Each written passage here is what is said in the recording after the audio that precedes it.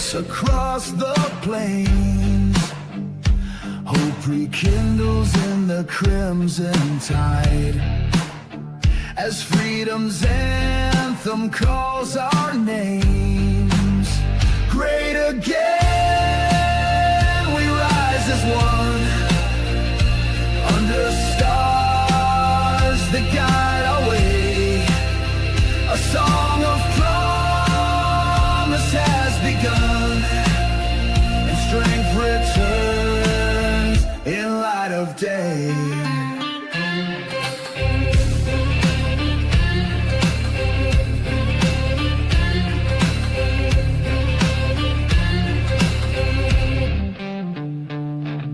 Fields of dreams are ripe once more. Factories hum with honest pride. Our banner waves on every shore, with courage marching by our side. Great again, we rise as one, under stars that guide our way. A song of promise has begun, and strength returns in light of day. Through trials dark, we found our steel. The eagle's cry breaks through the night. In unity, our wounds now heal. We chase the dawn with fearless light.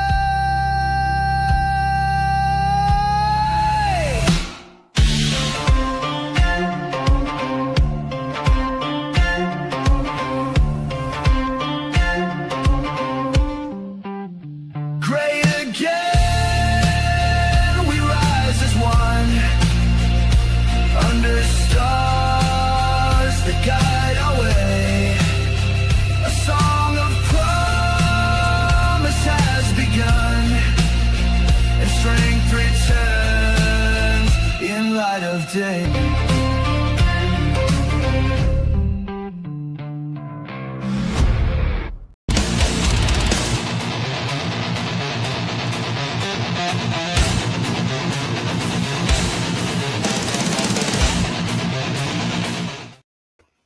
Hey, what's up, everybody? How y'all doing? How you doing, Dr. Jade? I'm doing great. How are you, Rich? Welcome, everybody. Welcome to RPW Media with Dr. Jade. I should change the name. So let's see who's here. Let's make it official. What's up, Pam? Good to see you, girlfriend. Hey, Bass. What's up, brother? Let's see. Who else is here? Who else is here? Carrie Ann, my sister. Hey, what's up, sis? Hey, let's see. Jimmy from Philly. Yo, bruv. There he is, Commander. Good to see you, brother. Hope you're doing all right. Anglo. Hey, man. Good to see you. What's up, Bass? Let's see. Jimmy. All right, everybody's here. Let's see. So what's new, Dr. Jade? Just another day in the life, you know? Yeah, we're just living the dream, aren't we? It just never stops. Yeah, I know. It's just Never stops. I know. It's Trump, all the way, All I right. mean, what never stops is the goddamn whack Joe libtards. Oh, I'm telling you, man. Well, again, another fire hose of stuff we got this week. My God. There's like so much to talk about this week alone. And there's always a big theme. This week was the whole the end of the war. And I'm not going to talk about the war so much and ending it as I am on all the a-holes out there. There's people actually protesting it. Like in New York, there are Palestinians, right? They're college students who claim to be Palestinian anyway. So they're out there saying we didn't do enough on October 7th. That's in New York. That's what they're screaming. We didn't do enough on October 7th. That's because they're dedicated to the destruction of the Jewish state. Yeah, it's just fucked up, man. I don't care what anybody thinks. I mean, when everybody's, well, they're committing genocide. Well, actually, not a single person would have died if they didn't attack on October 7th. I mean, people got to, hey, what's up, Chill? Good to see you, man. Thanks for being here. Yeah, it's like nothing. None of that shit would have happened if they didn't like come in and do that. You know, it's crazy. But let's go over what we got this week, and it's like I said, man, it's a lot. But that's all right. We'll hit it. Even liberal media praises Trump's historic Gaza deal as he explains when hostages will be released. He said by Monday, but apparently the Hamas, the main whack job, he said tomorrow. Actually, Saturday. Hamas chief declares Gaza war over, says terror group confident in Trump brokered ceasefire. Terror group. Yeah, I love it. Yeah, Obama applauds the Gaza peace deal, doesn't mention Trump once. What a piece of garbage, right? Then here's the one I was talking about, the hate march in Manhattan. We did not do enough on 10/7. These people are nuts, all right? Here you go. Bibi Netanyahu came out and pretty much demanded that they give Trump the Nobel Prize because this was the 8th war he ended since January. I mean, he's like, hold my beer. You know, he ends 8 wars, right? And they gave it to this bitch instead. Insanely anti-Norwegian Nobel Committee gives peace prize to a woman who has failed to bring peace anywhere. So, all right, here you go. So, Joe Rogan, he did horrible shit. He rips on Gavin Newsom's presidential aspirations. Schumer, get this. Now, you gotta be some kind of crazy to be a Democrat in DC these days, especially the Senate minority leader, right? And say this. Schumer says every day of government shutdown gets better for the Democrats as the shutdown crushes them. Whistleblower, the Biden admin told healthcare employers not to report COVID vaccine injuries. Can you imagine that? It was bad enough that they, like a fascist, like a true fascist, they censored all social media platforms, right? But and then they think about what they did.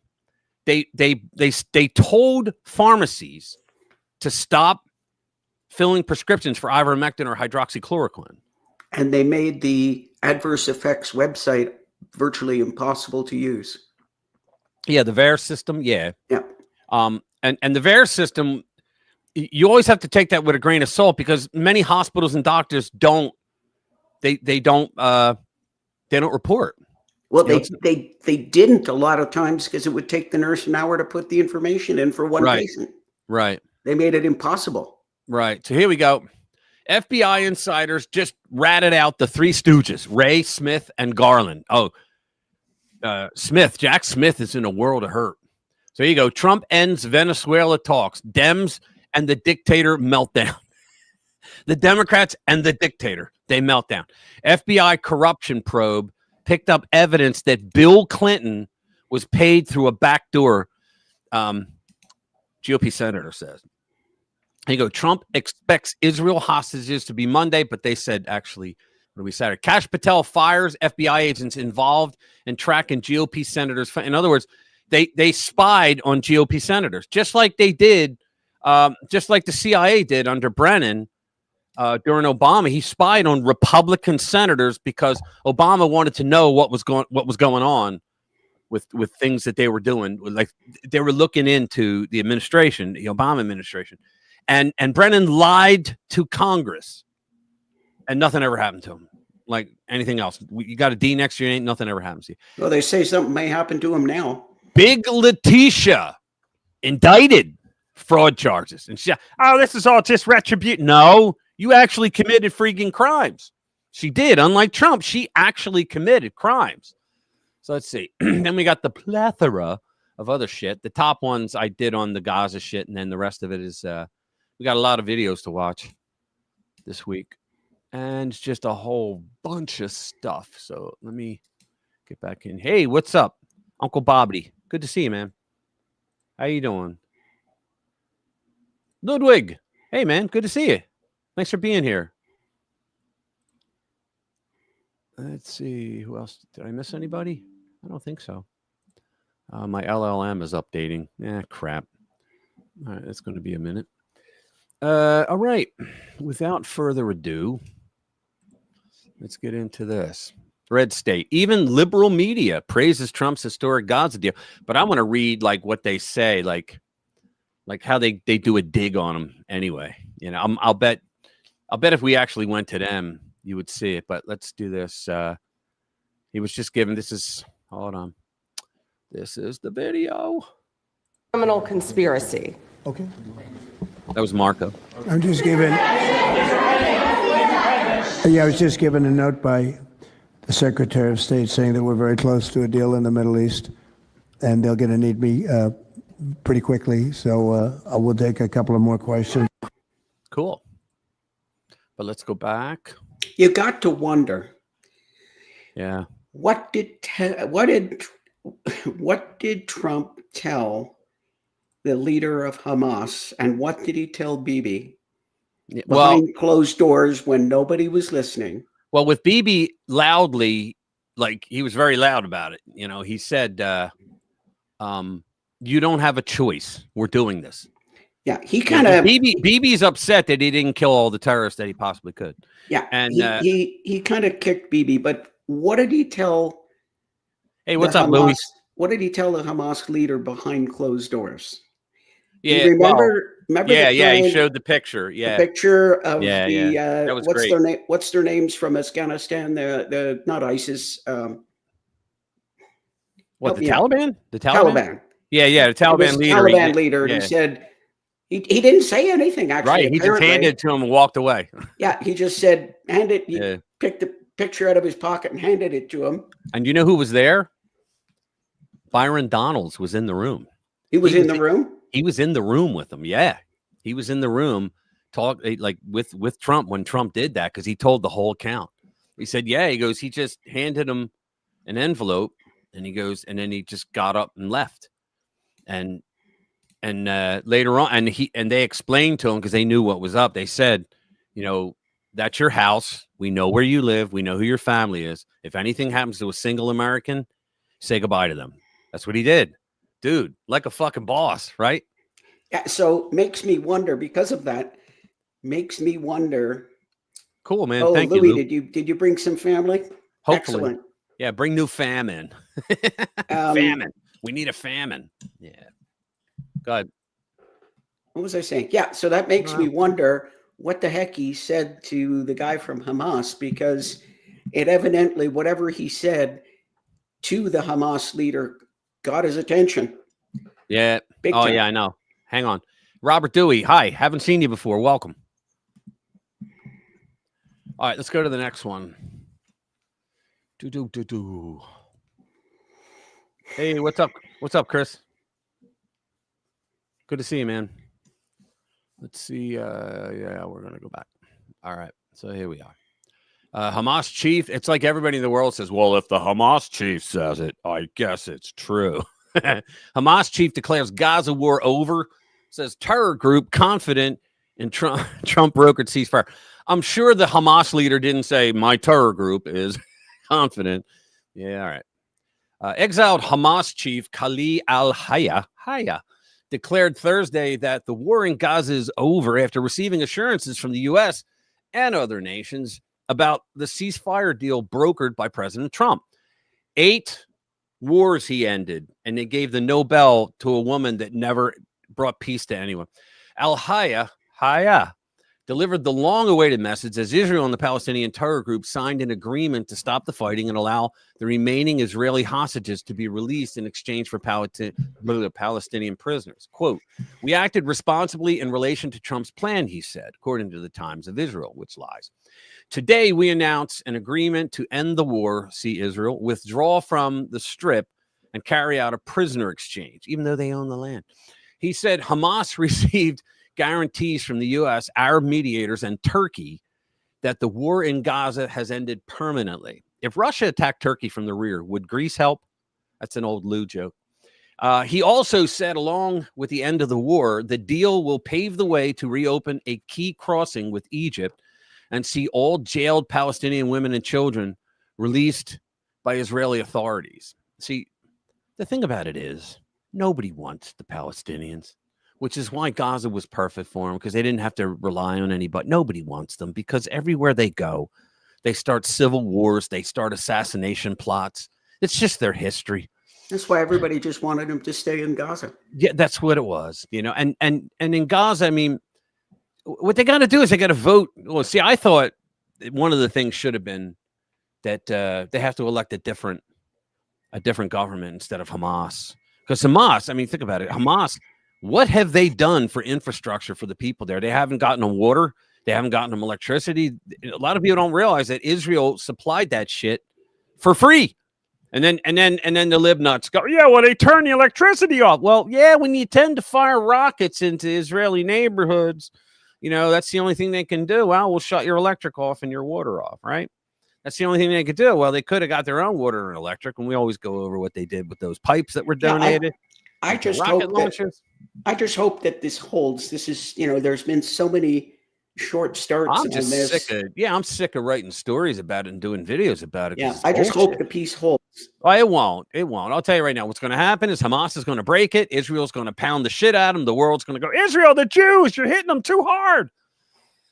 That's the way it's been. So. And that's why I remain cautiously optimistic that we can hold on to it for at least a prolonged period of time. Would be nice. Would be nice. Yep. So, all right. Next. Oh, yeah. This piece of crap. Barack Hussein Milhouse Benito Obama. New York Post. Obama called out for omitting Trump in post applauding Gaza peace deal. Say his name, Barack. I love it. Former, for lack of a better word, President Barack Obama on Thursday hailed the Gaza ceasefire deal brokered by President Trump, but failed to mention the commander-in-chief's name. You know why? Because he couldn't get it done, and it's always all about him. They say that Trump has an ego. This motherfucker got a bigger ego than Trump, if you want to believe that. Trump's just open about it. He's quiet about it. The glaring omission, I mean, you can see it and you hear it, but he doesn't like speak openly to the press about it. The glaring omission of Trump is Obama's social media post celebrating that the end to the conflict is within sight. Outraged administration officials, the president's supporters, and members of didn't outrage me. I'm a supporter of the president because I knew he would do something like that. He's a piece of shit. Okay, so let's go down. After 2 years of unimaginable loss, and suffering for Israeli families, Michael and I say that the people of Gaza, we should all be encouraged and relieved that an end to the conflict is within sight, that those hostages still being held will be united with their families, and that vital aid can start reaching those inside Gaza whose lives have been shattered. Michael and I are very happy. More than that, though, it now falls on Israelis and Palestinians, with the support of the U.S. and the entire world community, to begin the hard task of rebuilding Gaza. Fuck them. They went into another country and murdered over 1,000 people. Let them build themselves. You know what I'd like to see? This would be hilarious. What's that? Okay, so Trump retires in 2028, right? He's never going away. But go ahead. Then he takes his organization and starts building his Riviera Gaza. Remember we talked about that? Yeah. I think that would be really funny. He starts building Trump Tower in Gaza, and nobody there can afford it. They can't afford to live there. But he makes it one of the prime tourist spots in the Middle East. That's hilarious. I think that would be, because he's got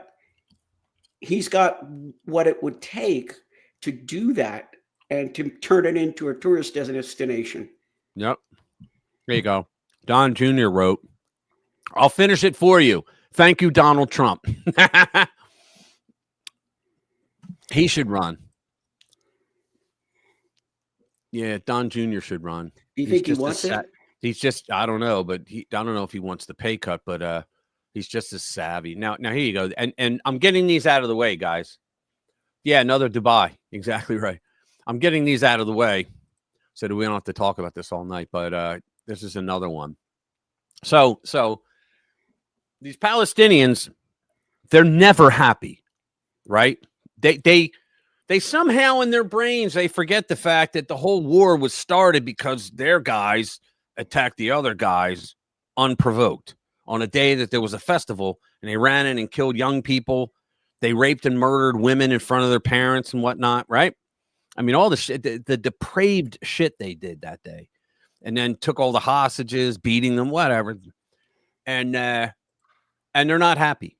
Oh no, they killed our people. Fuck you. I mean, what was it? 78% in where? 2005, I think it was. 2007. It was 2 years after Israel said, "Here, you can have it. Take it. It's yours. Gaza, go. Have fun. There's your state," right? And it wasn't enough for them. They wanted to kill every Jew. So these Palestinians now, they're still bitching. I mean, you're not going to believe this. The shit that they're saying. Let me get to the video. Well, it's because they're dedicated to the destruction of Israel. Rape Watch this. of young women at a music festival, celebrating the murder of babies. Look at this. If I must die, That's you what must all live. these people were doing Gaza, on the streets, and from we just Gaza sit back to and watch this. what is? I can't read it. This is not a protest. These are terrorist sympathizers. Yeah, they are. Many of them would likely be terrorists themselves if given the opportunity. And they are exploiting the vulnerabilities of our free society to send these messages inside the West, using our freedoms against this us, one guy is saying, and abusing those freedoms to try and destroy us. Take a listen to just some of the celebration of what we October heard 7th, last 2 night. years It ago. is as vile as it possibly could have been. by any means necessary. Here you go. We did not act enough. We did not act enough. If we acted enough. They're talking about on October 7th. They didn't kill enough people. That's what they're talking about. The headline behind me would read. Gaza has been liberated. Chris, they're lucky the Israelis don't take Gaza back. They're the only country in the world that legally has a right to it. Our work is not done.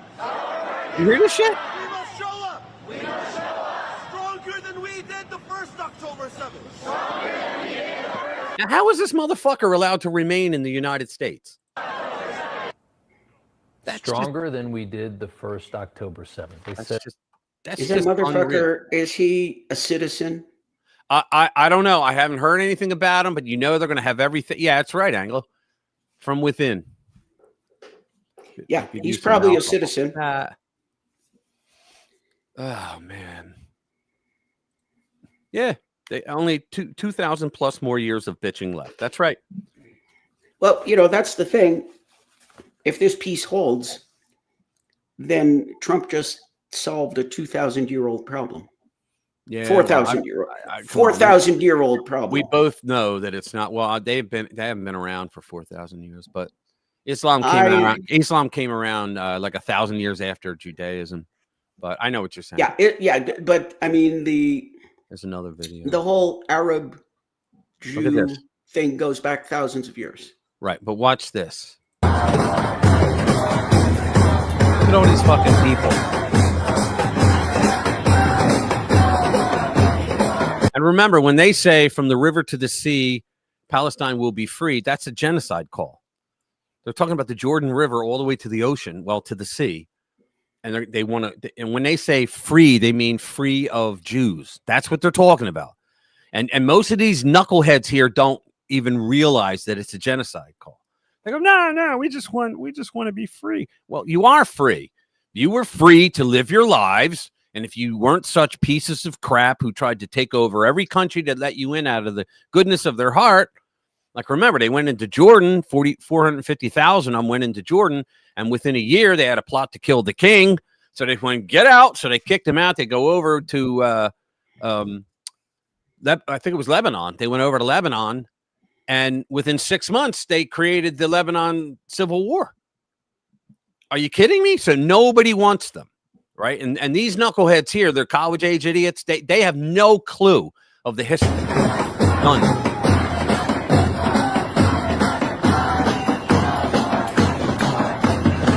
Fuck Israel. You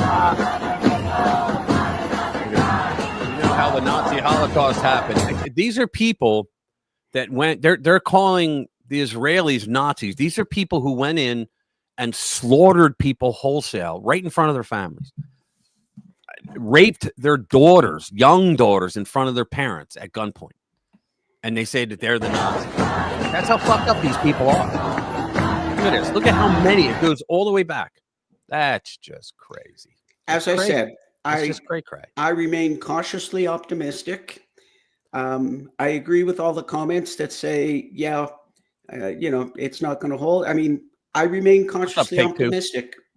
I What's up, brother? certainly hope that it holds, Yeah, me too. but it certainly will be a triumph as it does, because this shit's been going on for 3,000 years. I know. What's up, Linda? Good to see you, girlfriend. Who else is here? No. Yeah, they leave their shithole countries and demand. Yeah, exactly. That's exactly right. And you know what Hamas means? Hamas is actually in the Bible. Hamas is a demon, and what that demon's, because I have a book of demons, and that demon's job is to go into a country and to kill everyone in it and take it over.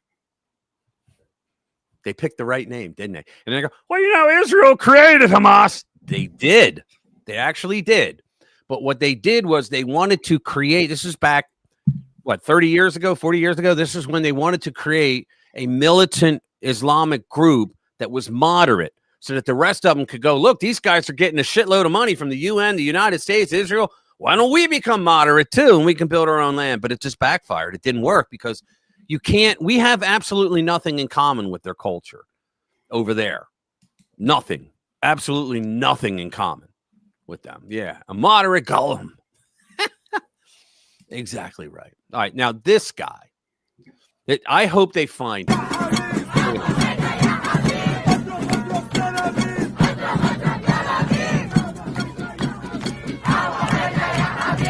Look at all the people. Can you believe this?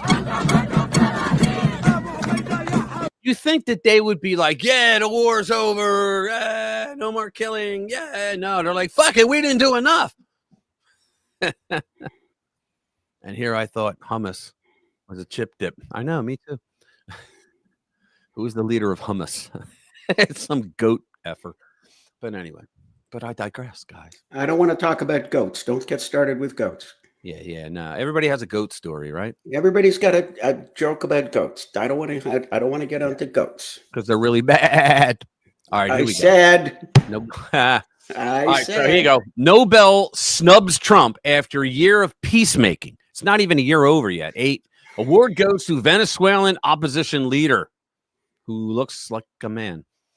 The Nobel Committee announced Friday morning that Venezuelan opposition leader Maria Corina Machado Nina Pinta Santa Maria is this year's Nobel Peace Prize winner. The committee chose to focus on Venezuela in a year where U.S. President Donald Trump featured heavily in speculation as to the overall winner, given his unceasing efforts to bring peace to a variety of conflicts around the world. It's because these people, these left-wing lunatics, do not consider Trump a legitimate president. They never did, because they believed Hillary's bullshit that the Russians helped him get elected, when the Russians admitted they would rather have Hillary because they knew she could be bought, because they already bought her. They bought her during the Uranium One thing, right? And I think it was $145 million donation by the Russian bankers that were trying to purchase Uranium One. Trump said previously it would be an insult to the United States if he did not win the Nobel Peace Prize, and he has been backed in his quest by a host of other nations. Quote, she is receiving the Nobel Peace Prize for her tireless work promoting democratic rights for the people of Venezuela and for her struggle to achieve. He just saved thousands and thousands of lives, but she's talking to people to achieve a just and peaceful transition from dictatorship to democracy. Okay. Machado was one of 338 candidates. Can you imagine 338 candidates? It would look like a Democrat primary for the coveted prize among the 244 individuals in 94 organizations. Wow. The 58-year-old industrial engineer has been in hiding since August 2024, fearing for her safety after threats from supporters of the dictatorship led by Nicolas Maduro. Yeah, no shit. So she gets the Nobel Peace Prize because she ran away and hid. Right. Here's what he said. Yeah. And she doesn't look like a guy. She's got boobs. Look at the first picture. Yeah, but come on, pull the first picture down. Come on. But so many crannies over here. I mean, come on, sir. I dare you. Pull that first picture down. What, this one here? No, above that. What, that? There, see? I don't see him. All right. Yeah, all right. get your glasses. I see him here, but I don't see. We're talking about boobs now. Come on. Better than goats. Well, goats have about 9 nipples. Did you know that? The females? All right. 8. So, no, 9. There's always an extra one. There's always an extra one. Yeah. So the 58-year-old industrial engineer has been, I already read that. So anyway, so here's what she wrote about Charlie Kirk. My prayers and prayers of millions of Venezuelans are with Charlie Kirk, his family, colleagues, and friends. Okay, so she's a nice lady, but Trump deserved it. His assassination is a monstrous act that must be repudiated by all citizens of the world. The pillar of the democratic society is the secret to freedom of, I'm not going to read the rest of it. Okay. So now we got that out of the way. Now you've got me thinking about goats. Yes, they call them moobs. They call them moobs. And the guy has to wear a bro or a manzier in Seinfeld language. Everyone, please check. Yeah, thank you, sis. Yeah, guys, do me a favor. Hit that like button if you haven't already. It really helps us out. Appreciate it. Where the hell's all my stuff? Oh, there they are. So hit the like button. There we go. What else do we have? Let's see what else we have. Yeah, the Seinfeld. Always good. Yeah. Boobs. What you got by attention? Okay. You know about boobs. You know, you've seen one, you've seen them both. Come on, guys. Come on. Okay. Now. Someone, I don't trust Erica, but leave it by that. Hang on. I trust her. Are you ready for this? Yeah, go ahead. According to Google AI, a goat typically has 2 nipples located at the end of each teat, which protrude from its udder. While it's normal for goats to have 2 functional teats, some may develop extra, often blind or non-functional teats as a birth defect. Well, that's what I get for listening to the Fringe. 2 times 2. We were both wrong. And now you got me thinking about goddamn goats. I didn't want to think about goats. Hey, you're the one that mentioned goats. No one else mentioned goats. If anyone would like to vomit, I was talking about boobs. Apparently, Letitia James has quite the pair. I'm running to the toilet. Sorry, Rich. Oh, that's funny as shit. I was talking about boobs. Suddenly, we were talking about goats. All right, here we go. Yeah, let's do the yes, Bass. This was let's do the Joe Rogan. It's Dr. Jade moment. Yeah, here we go. Here you go. This is Joe Rogan. He did horrible shit. Joe Rogan rips into Gavin Newsom's presidential aspirations, and he fires back. Joe Rogan listed a number of failures in leadership from the governor. Joe Rogan mocked and ridiculed California Governor Gavin Newsom for his presidential aspirations, and the Democrat tried to defend himself in a post on social media. Newsom has appeared to be increasing his national exposure and fueling speculation that he is looking to mount a presidential campaign in 2028 after being termed out of the California governor's office. So in other words, he wants to do to America what he did to California. No, thanks. Watch. Everybody's leaving. You have the highest unemployment. You have the highest homelessness. Money is missing. You killed Hollywood. Like Hollywood doesn't exist anymore. It's literally gone. I love that. Rogan hammered Newsom on his podcast while interviewing Jack Carr, a retired Navy SEAL and author. Democrats don't have any faith in Gavin Newsom, which is kind of funny because he wants to be president so bad. You can't ruin a city. He was mayor of San Francisco, and then go ruin a state and say, guys, that was just practice. Once I get in as president, I'm going to fix it all. Yeah. Carr said crazy, but added that Newsom was a great politician. He's really not. All right. No, he's not. He has low competition. There's no one who's good that's competing against him. There's no sincerity. Carr reframed his, and they say, oh, it's great because he doesn't use a teleprompter. Well, here's a dirty little secret if you haven't heard yet. He has severe dyslexia. He can barely read, so he has to memorize everything. He has an extremely good memory. He doesn't have a what is it? An autogenic like Cruz. When he hears something, he can remember it forever. Ted Cruz, but no, he has to memorize all of his speeches all the way through, and then he's a good bullshit artist. Yeah, there you go. I love it. I could have wrote this. He's a good bullshit artist. The things that he says when he gets confronted with anything.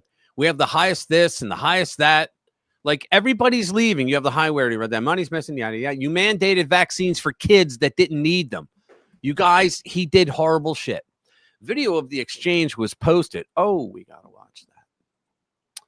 don't have any faith in Gavin Newsom. Oh, yeah. Which is kind of funny because he wants to be president so bad. That's true what it looks But like. you can't ruin a city and then go on to ruin a state and say, guys, that was just practice. Once I get it as a president, I'm going to fix it. Fix it all. I mean, it's so crazy, but he's such a great politician. I mean, No, he's not. so smooth. He's You not, don't think though. so? No, I think he's terrible. How's It's he just- remained he's- in 'cause power he for has so long? Low competition. There's no one who's good is competing against him. There's no sincerity. I should say he's not a good. I should say he's smooth. He comes. I across mean, pretty he's smooth. a good bullshit artist. Yeah, that's what I mean. But it's like what the things that he says when he gets confronted with things. We're the highest this and the highest that. Like everybody's leaving. Yeah. You have the highest unemployment. Yeah. You have the highest homelessness. Look what they did with Hollywood. You had- Money's missing. You killed Hollywood. Like know. Hollywood doesn't exist anymore. It's That's literally right. gone. That was You such an easy one. mandated That's vaccines for absolutely kids right. that didn't need them. You guys, he did horrible shit. That's exactly right. Because they made the taxes so bad in Hollywood that Hollywood stopped doing movies in Hollywood. See, there's quite a bit of offerings in ZipRecruiter. Okay. Can I interject something about What's that?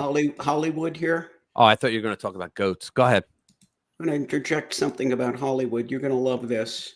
Oh, hold on. Chris, good to see you, man. We got one on her. She is now verified a freaking psychopath. She's a psychopath. Go ahead. Bring up my screen. Oh, I didn't even see it. Sorry. There you go. Okay, so we're talking here about Goldeneye. Dr. No. hang on. Nice. Oh, I can't get it to be. Okay, you notice here, these are the new ads that Disney's putting out. Really? You know what's missing? What's that? The original poster had him holding a gun. Oh, You know what's missing here? Sean Connery's fist right here. I don't know. He was holding a gun. So All let me of guess. these. Let me All guess. of That these. guy was holding a gun too. Yeah, look at this. This was the original poster. We could have made this a Dr. Jade moment, but we didn't. But go ahead. Now, that's okay. I just wanted to rant. I'm not going to rant. Ran all you want. We got all night. Yeah, but you see what they did? They airbrushed. Look at this. Look at this shit. Yeah. Look at what Disney is doing to some of they're our destroying. precious they're destroying it. institutions. Yeah. You know, what's this? Yeah, I think because they got a new one coming up. It's going to be very bad, Yeah, no one's going to watch it. and nobody's going to watch it. Mission Impossible 007. Is there a little franchise mix match there? All right. Anyway, Yeah, let's end since that. you mentioned Hollywood, I heard that earlier today, and I wanted to mention that. Yeah. Here's one on a delusional man by the name of Chuck U. Schumer. Schumer taunts Americans as Democrat crushes. It's basically saying, he says, every day of government shutdown gets better for the Democrats as it's destroying them. Let's bring this up. Chuck Schumer's disgusting claim that every day gets better is a sickening display of elitist indifference as the Democrats' shutdown plunges hardworking Americans into anxiety, despair, and financial ruin. Not me. I don't work for the government.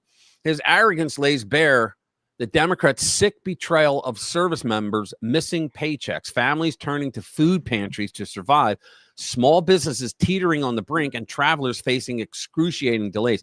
That is true. I didn't think about that. When you have national parks and all that shit closed, there's a lot of people that have businesses surrounding those things. So, yeah. All right. Democrats should listen to the Americans across the country paying the price for their political games. Quote, here, just go over a couple of them. A military spouse whose family is in crisis as service members go without pay. Definitely terrifying, thinking in my head, oh, God, how are we going to pay for our bills? How are we going to afford our rent? How are we going to pay for her formula, her diapers, everything? Our military, they're the ones that signed the government contract to go fight for our country. But our lawmakers who are supposed to be in charge of our country, they aren't really doing what's best for the American people. Well, duh. The Democrats never had, and the rhinos either. I have no respect for rhinos either. An air traffic controller who is asked to fulfill their critical job responsibilities without the certainty of their next pay. Look, they're going to get a paycheck. As soon as it's over, they're probably going to get back pay as well. The financial anxiety doesn't just hurt morale. It directly affects safety. You know what I love about this? We don't even have to read more. This is the White House putting this up, guys. And you know why Trump had this done? I can guarantee. Because the Democrats, since forever, has always forced a shutdown, but made it look like it was the Republicans that caused it.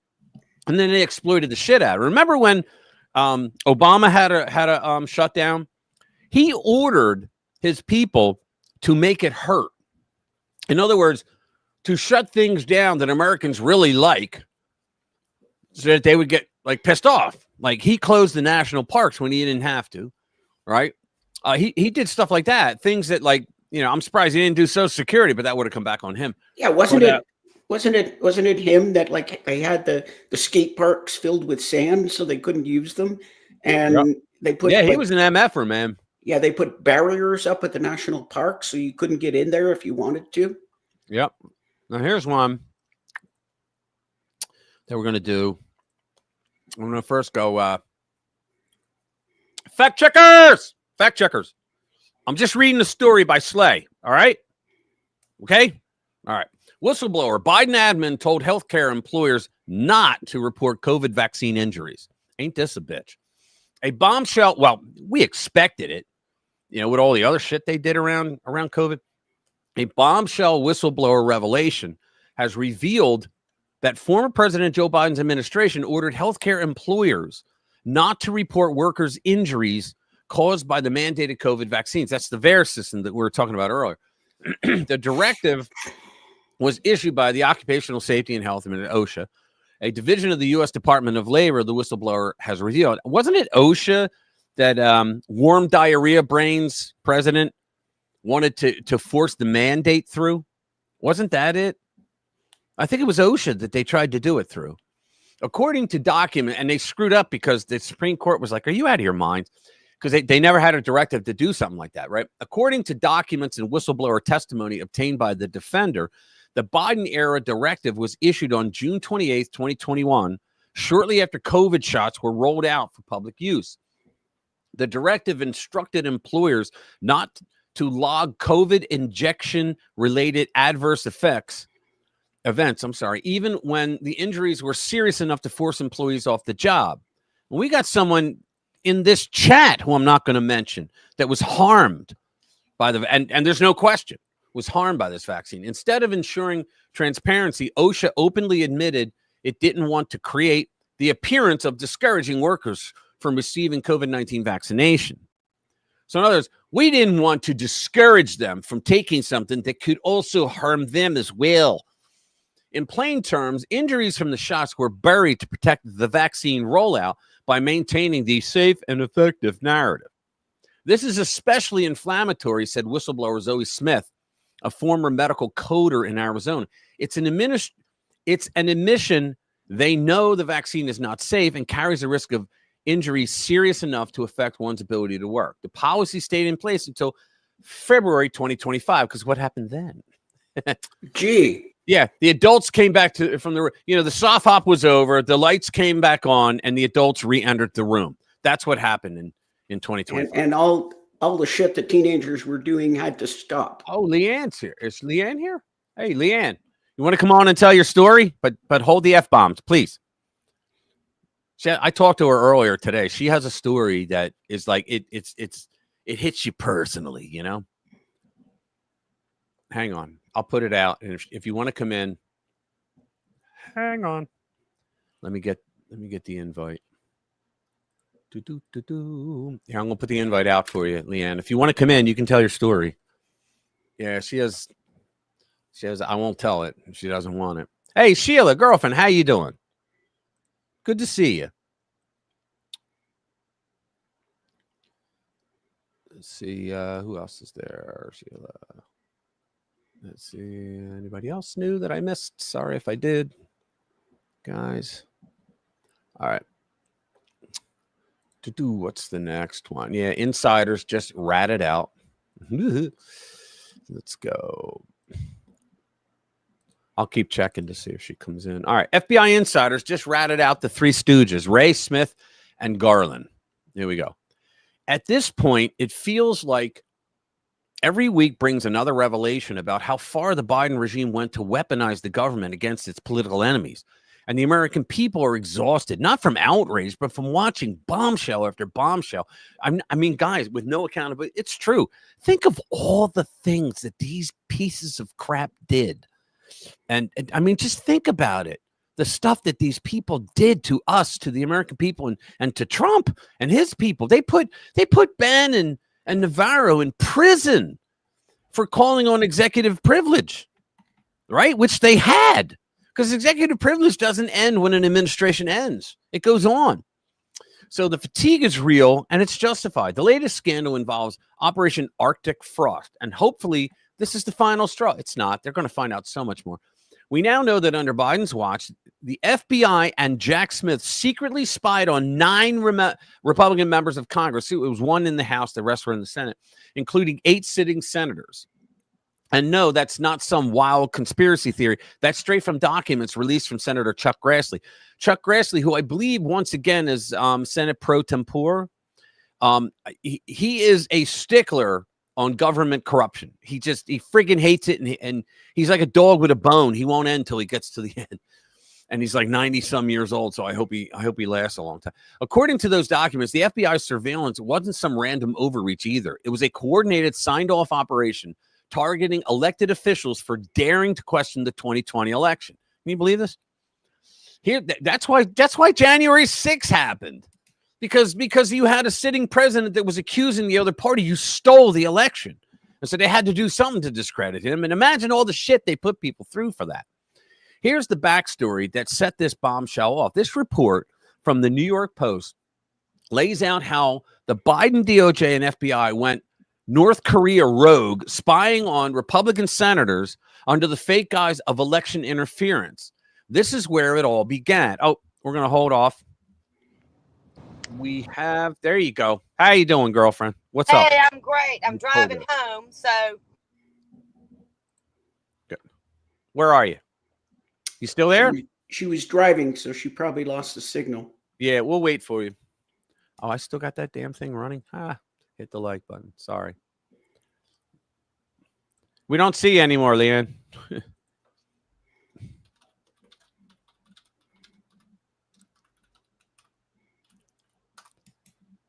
Yeah, we don't see you. Is she coming back? Yeah, get into a better reception. Yeah. Well, I'll just do it.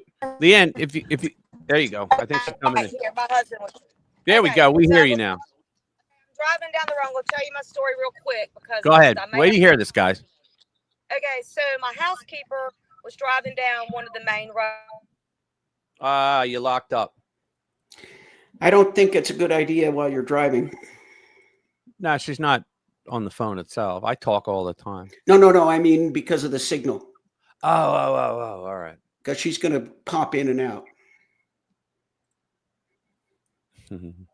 Yeah, it's my little sister. Yeah, Leanne, if you can hear, maybe just... well, of course she has a housekeeper. Don't you? Leanne, just sign in once you're not driving. But don't we all? Yeah, Leanne, when you're done driving, come back. I'm not gonna kick you out. You're still here. If you get back in, just start talking, and I'll stop doing the story. Is the story still up? No, it's not. Okay. Let's see. Okay. There we go. Oh, here she is. Sorry. Okay. All right. So, driving down a main thoroughfare here in Bill, and she was T-boned in her car side, and she flipped over onto the driver's side, and she is hung in her seatbelt with her airbags deployed. And a little Venezuelan man with no shoes came and beat out her windshield, stole her phone out of her hand while she was calling for help, tried to steal her purse, but could not get it. And and then the idiot, as he was stupid, he couldn't speak English, barefoot, went to the gas station right next to where everything was happening. Her husband said, "Hey, look, this guy took her phone." They looked for her location, found him at the gas station, chased him down, and got the phone back. ICE got him, and they're going to deport him. Good. Get Get them out. I know. The woman's hanging upside down by her seatbelt. And she's on the phone trying to call 911. This asshole breaks the window, reaches in and grabs the phone. Yeah. I mean, come on. I mean, who has ever heard of being in a car accident and getting robbed at the same time? And I guarantee if this happened in Portland, they would have yelled at ICE for trying to go after the guy. Oh my gosh, it's ridiculous. Unreal. Okay, guys, I'm driving down the road. I'm going to have to get off before I have a wreck, but I did want to call in and tell my story. Love you guys. All right. Thank you. Love you. See ya. Roll Tide. See you, Leanne. Roll Tide, everyone. All right. See you, babe. See you. Bye-bye. Bye. All right. Cool. Yeah, I just wanted you guys to hear that story. Can you imagine that? Can you imagine that happened to one of your people? And you want to just kill the mother? I've heard of crap like that happening before where people will be in some accident or something and somebody will take the opportunity to loot them. I'll tell you what, it happened to me, but it was when I went to Temple University and I was riding a motorcycle home and I was going down Broad Street and you can't make a right onto Allegheny. You have to go around, or I'm sorry, a left. You have to make a right before it on Clearfield and then go around and come out on Allegheny that way. So when I went to turn, there were all these little cinder blocks there and the bike just lifted up on me. Right. And so it landed on me. And luckily the pipe wasn't burning me, but I got a back, my school bag on my back and I'm trying to get up and all these little, I won't say it, come running out of nowhere. There was like probably 10 of them came out of nowhere trying to take the pack off my back like little kids. Right. And then they were reaching into my pockets, trying to steal shit from me. I used to smoke. One of them got a pack of cigarettes out of my jacket pocket. Right. And I'm like, holy shit. And this guy in an SUV, like it was one of the big, back then it was like one of the big Blazers, right? Comes flying around the corner when he sees it happen and he pulls it. It was a black guy and he gets out and he goes, get the hell out. And he screams at him, right? And they all scatter like cockroaches. And he comes over and he's like, dude, I'm sorry. And like, he helped me up, right? Because I couldn't get up. All these little kids are on me. And so he helps me out. He goes, dude, I ride too. I know what it's like. He goes, I'm really sorry about that. He goes, they're not bad kids. You just know. And I'm like, dude, I'm not worried about it. As long as they didn't like, hurt me. That happens in many cities. I know. If you get mugged, you get mugged and you're down. Yeah. You get mugged and you're down, or punches, or they hit you when you're down, like Eric Holder said. When you're down, kick them. Yeah. The next person who comes by is going to try and rob you with whatever you got left. Yep. It's just unreal. So anyway, we don't have to do that last story. You know what happens. Right? Yeah, guys, I'm going to put a link. You guys should join our where am I? Yeah, you guys should join our Discord. Let me see. Where is it? Oh, that's not it. I got to hang on. Give me a second. All right, here we go. All right. Boom, boom, boom. If you get a chance and you get notified of all the videos that go up. Pretty much Commander and Bobbity put the best memes ever in the meme room. And there's a bunch of rooms there. I put out notifications of when I'm going to do a live stream if it's ever in the middle of the week, which once or twice I've done. But whenever there's stories that we post, like our articles and everything else. So yeah, I don't like kids, man. That's why. I only have 2. Let's see. What's next? Dictator meltdown. That's pretty funny. I'll just be released on Monday. No, here we go. Yeah. Good old Kash Patel. Patel fires FBI agents involved in tracking GOP senators' phone calls. He should charge them, but you can't because I don't think it's a crime it's a political thing. Excuse me. FBI Director Kash Patel has fired agents involved in tracking phone calls of 8 Republican senators and a congressman as part of former special counsel Jack Smith's investigation of President Donald Trump. Now, can you imagine every fake news network worthy of their commie cards were saying that Jack Smith was a real investigator and he was going to get to the bottom of it as the special prosecutor against that criminal Trump, who as president had the balls to have classified info. Wait a minute, he can have class. Shut up, bigot. Yeah, that's how the whole thing went. You guys know. And here, what do you hear the shit he's done? So communication records belonging to GOP senators Lindsey Graham, hey, Marsha Blackburn, Ron Johnson, Josh Hawley, Cynthia Lummis, whatever, Bill Haggerty, Dan Sullivan, Tommy Tuberville, I always laugh when I hear that name, and Representative Mike Kelly from my state were handed over to Smith's Arctic Frost team after they subpoenaed major phone companies in 2023. That fact was unknown to the public until this week, with Patel saying he discovered the files hidden in a lockbox that was placed in a vault in a cyber place where no one can see or search these files.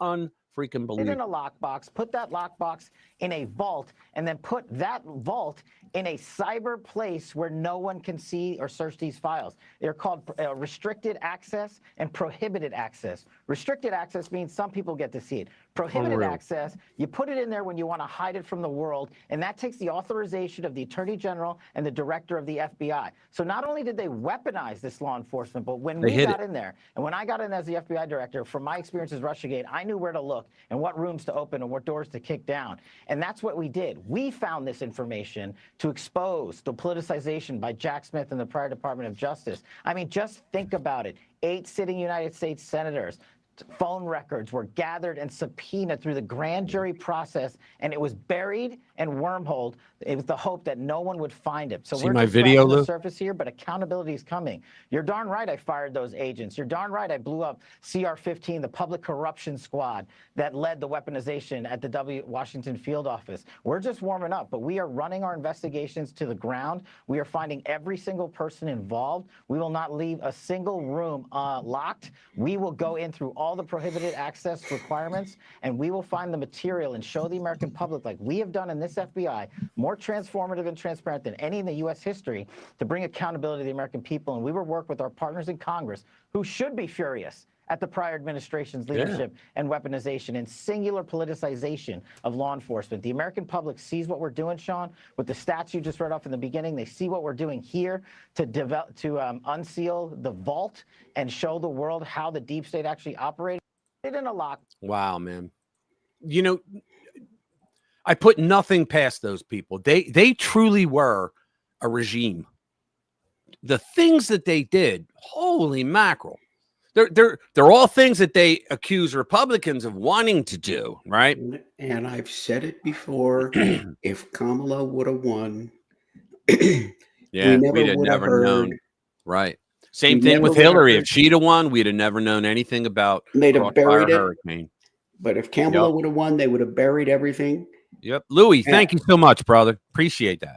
Trump's guilt would have been affirmed.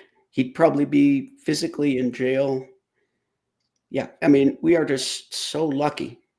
I know that we avoided that. Yeah, so, I mean, guys, this is shit that the Soviets did, for real, and East Germany. That's shit that they did.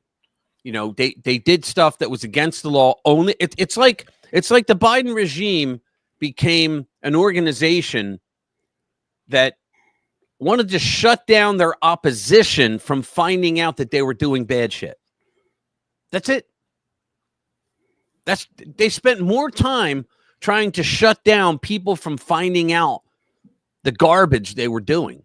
And they harmed a lot of Americans doing it. Now, one of my favorite stories of the week.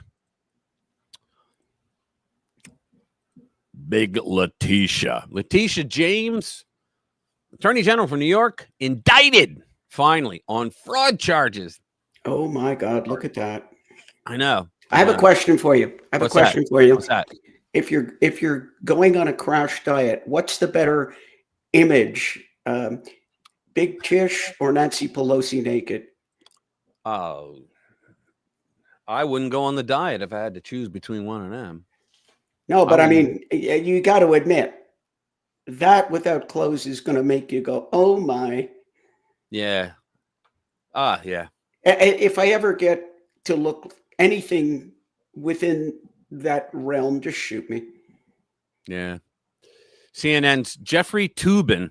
Letitia James case is bizarre. Incredibly small potato. No, not that's really. What they're saying now. That's what they're saying. Oh, of course they're saying that because they want to protect the big Letitia. Well, yeah, now they're saying, okay, well, yeah, maybe she's guilty. But, this is so unusual. This is so unusual for a president to have retaliation. No, unlike Trump, she actually broke laws, right? So a grand jury indicted New York Attorney General Letitia James on charges of fraud Thursday, roughly 2 weeks after the indictment of former FBI Director James Comey. A source close to the matter and you know what, guys? It does look like it's retaliation. Who the hell knows? It might be, and I don't care. Okay, because these people are a piece of crap for what they did. The lives that they tried to destroy, all for political reasons. All right. So, all right. A source close to the matter confirmed the indictment to the Associated Press on Thursday. Quote, James was indicted in the Eastern District of Virginia on one count after a mortgage fraud investigation, said the person who spoke on condition of anonymity, which usually means they don't exist, because they were not authorized to publicly discuss the matter. Okay. The case has been kept under seal as of this writing, so the exact evidence presented to the grand jury remains unknown. We already do know. What she did was she had a house in New York, a residence in New York, and she claimed that was her permanent residence. But she has another residence in Virginia that she claims was her permanent residence. You can't have both. All right. You can only have one permanent resident. And she did it to get a lower mortgage rate. She also was involved in multiple things. She also was involved in where she did it again, but she did it claiming that her father was her husband because she wanted to get a better rate for him. This is crazy. And yet there she is, knowing she did those crimes. And she's indicting Trump for the same thing, trying him for the same thing, which he did not do, right? Don't tell a lib nut that because they believe all the lies. But I'm just wondering when now I know the fine was completely thrown out because the judge was like, you're out of your mind if you think he's going to pay that kind of money over you. What was it, $400 million or something? But anyway, so if you think about it, where the hell are all the appeals? Like, we don't hear about the appeals. The appeal is underway. Yeah, but I haven't heard anything about it. Like, where's the appeal to his 34 felonies, which never existed? All right. Yeah, where's the appeal? That I haven't heard, but I do believe the appeal to the Letitia James conviction, they got the fine sent away. But I just said the judge threw it out and said, there's no way we're going to make you pay that. But the appeal is working its way through. All right. Neither Letitia James nor her office have issued a comment on the indictment, though she previously denied any wrongdoing, just like James Comey, while asserting that an error was made when she made a mistake. Okay. So she went down several points she went down several points in the loan, right? That was a mistake. How come mistakes like that are always the one direction and never the other way, right? Like, gosh, I signed it by mistake and I had to pay more money. Oh, damn, come on. Oopsie. Yeah. Filling out a form related to the home purchase, but quickly rectified it and didn't deceive the lender. No, she didn't quickly. It was like 8 years. In late September, former FBI Director James Comey was indicted. And you know what? Adam Schifferbrains did the exact same thing. Was indicted on one count of making false statements and one count of obstruction of justice. And guys, that's just the beginning. That's before the hors d'oeuvres. Okay, that's even before the hors d'oeuvres. What's going on is, you think about it. He signed for 3 of the 4 FISA warrants that he knew was bullshit. Like, he lied to a FISA court. Just straight up lied because he put the Steele dossier in there, and they're going to bring in Bruce Orr. I say this every week. They're going to bring in Bruce Orr, and he's going to say, yeah, we had a meeting and told him my wife wrote the dossier. It's a bunch of shit. Don't use it. And he used it anyway. Right? He broke more laws than you can count. And he said, I'm totally innocent, right? The charges were brought after the Trump administration replaced the U.S. Attorney for the Eastern District of Virginia, Eric Siebert, with White House aide Lindsey Halligan, who sought an immediate indictment from the grand jury before the statute of limitations could expire. That's why they did it, because like it was like on a Thursday or something, because that next Tuesday it was going to 5 expire. days before the statute expired. And so I'm sure Comey's like, come on, man, come on. And then hammer drops, right?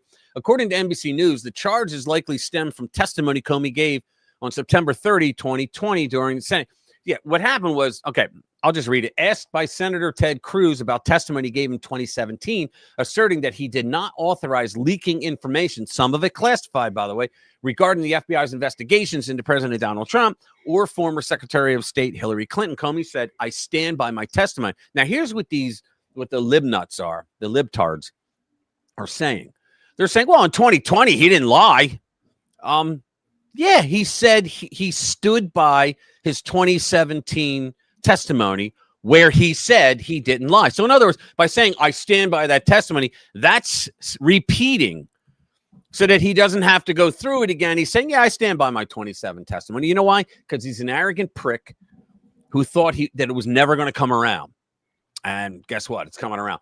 Comey's deputy, Andrew McCabe, has said that Comey authorized him to leak information to the press. And then they went to that professor, too. We'll get to that. To the press, according to a 2018 Justice Department Inspector General's report. But the report also found that McCabe made multiple false or misleading statements. That's why he was fired by Jeff Sessions. And that piece of crap, warm diarrhea brains, Joe Biden, actually brought him back with back pay. He should be forced to give all that money back. You know, because he's got a cool CNN gig, right? In July, the FBI launched an investigation into former CIA Director John Brennan and former FBI Director James Comey over their roles in the investigation surrounding President Trump and Russia's alleged collusion. Now, I won't be satisfied until I see John Brennan being indicted, because that piece of crap, he's the one that actually, like, it was John McCain who handed, I believe, the dossier over to Brennan and said, you might want to look at this, right? Because it was all because what's his name? It was all because Trump made that joke during the primary about McCain, where he goes, well, I prefer people that didn't get captured. Remember that? Remember that?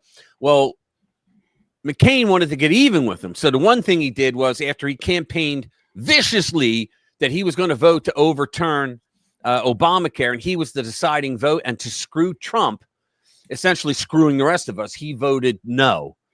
And that's why people are still stuck with Obamacare today. But the other thing was, he handed that over to CIA, right? John Brennan. And Brennan had to get it to the FBI because the CIA doesn't have law enforcement powers. They can't arrest anyone, right? So they don't have arresting power. So they wanted to get it over to the FBI. So he gives it to Comey. Comey said, well, I was just handed this by, CIA, so I had to look into it. No, I think the two of them colluded together. There's that word again. I think the two of them got together and went, yeah, we could fuck him over. Yeah. He won the election, but we could still take him out. I think that's what happened. And so I can't wait to see Brennan go down as well. Let's see. So I know I had a spontaneous moment earlier, but did you want to see what I found to talk about? Yeah, hold on. What do you mean, Sheila? What was I wincing about? Yeah. You have a Dr. J moment of the week? Real quick. Nothing too extensive, and no ranting. Okay.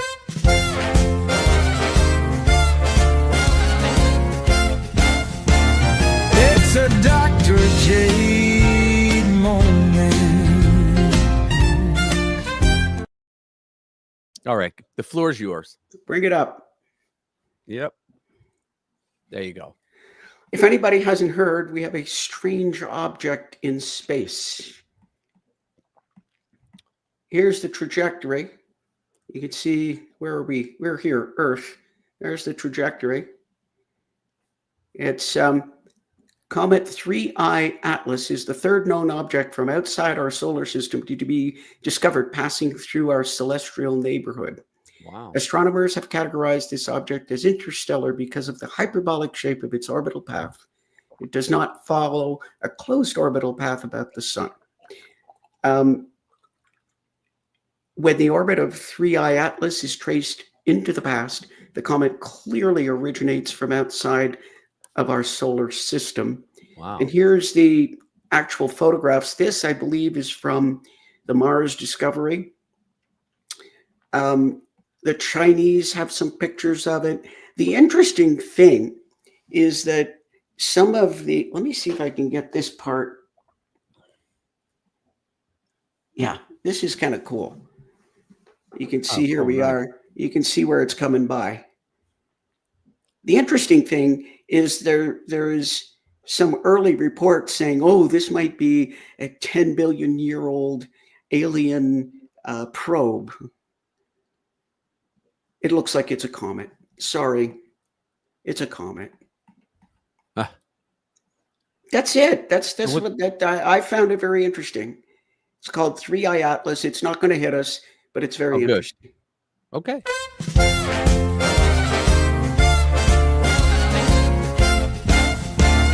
It's a Dr. Jade moment. All right, thank you, Dr. Jade. That was interesting. I like that kind of stuff too. I had to take a physics course in college, and I was like, "There's no way I'm taking a physics course in my senior year." So they had this course on astronomy that was actually it fit into that. I don't know how, but it did. And so I was our professor talked about the moon and a couple other things, and that was it. So I got interested in that back then. I don't suppose you would like.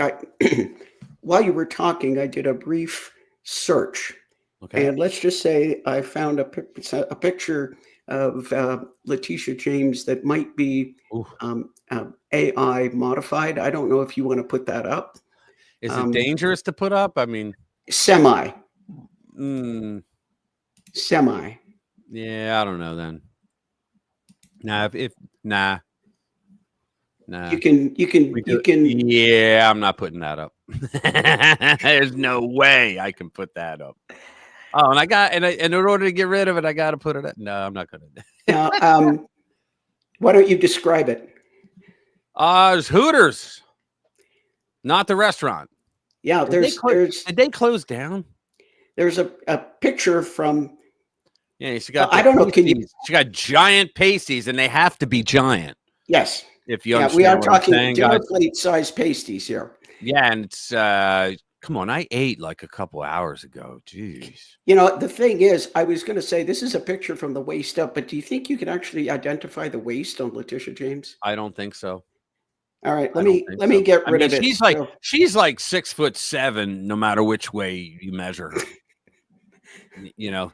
Yeah, I don't know why I ended up there, but I think there might have been some AI involved with that. But I am a proponent of electric universe theory. EUT. So, yeah, I think that might have been a little too much for. Yeah. Oh, the photo in my intro. Yeah. Yeah, it is kind of a cute photo, actually. Yeah. Yeah, so you guys will have to just imagine. I think it was a little too close to the edge, and you know, evil takes my brain sometimes. And while Rich was talking, I did a search. Yeah, we could even get a strike for that kind of thing. Yeah, I did a search on Letitia James with a couple of other qualifiers. There you go. And I ended up coming up with, oh my goodness. Oh man, let's see.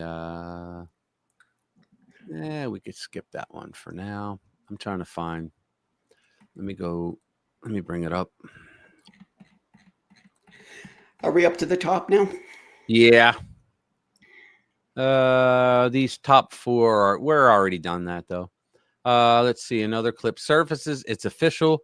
The woman. Yeah, this is it. Katie Porter. Oh my God. I saw this. I saw this last week. I saw several of her. Right. So this woman is nuts. Like she's crazy. Some of the shit that she's done. How many are there in here? I want to see how many videos, because there's another one where she just walks away from the interview. Hold on. Is there there isn't. I'll find it though. There's one where she just says like she doesn't want to answer a question. And it was about, she had made a statement that 40% of Californians voted for Donald Trump. She goes, well, I don't need them to win. And so the woman was trying to hold her. She goes, wait a minute, you're saying you don't need 40% of Californians who voted for Trump?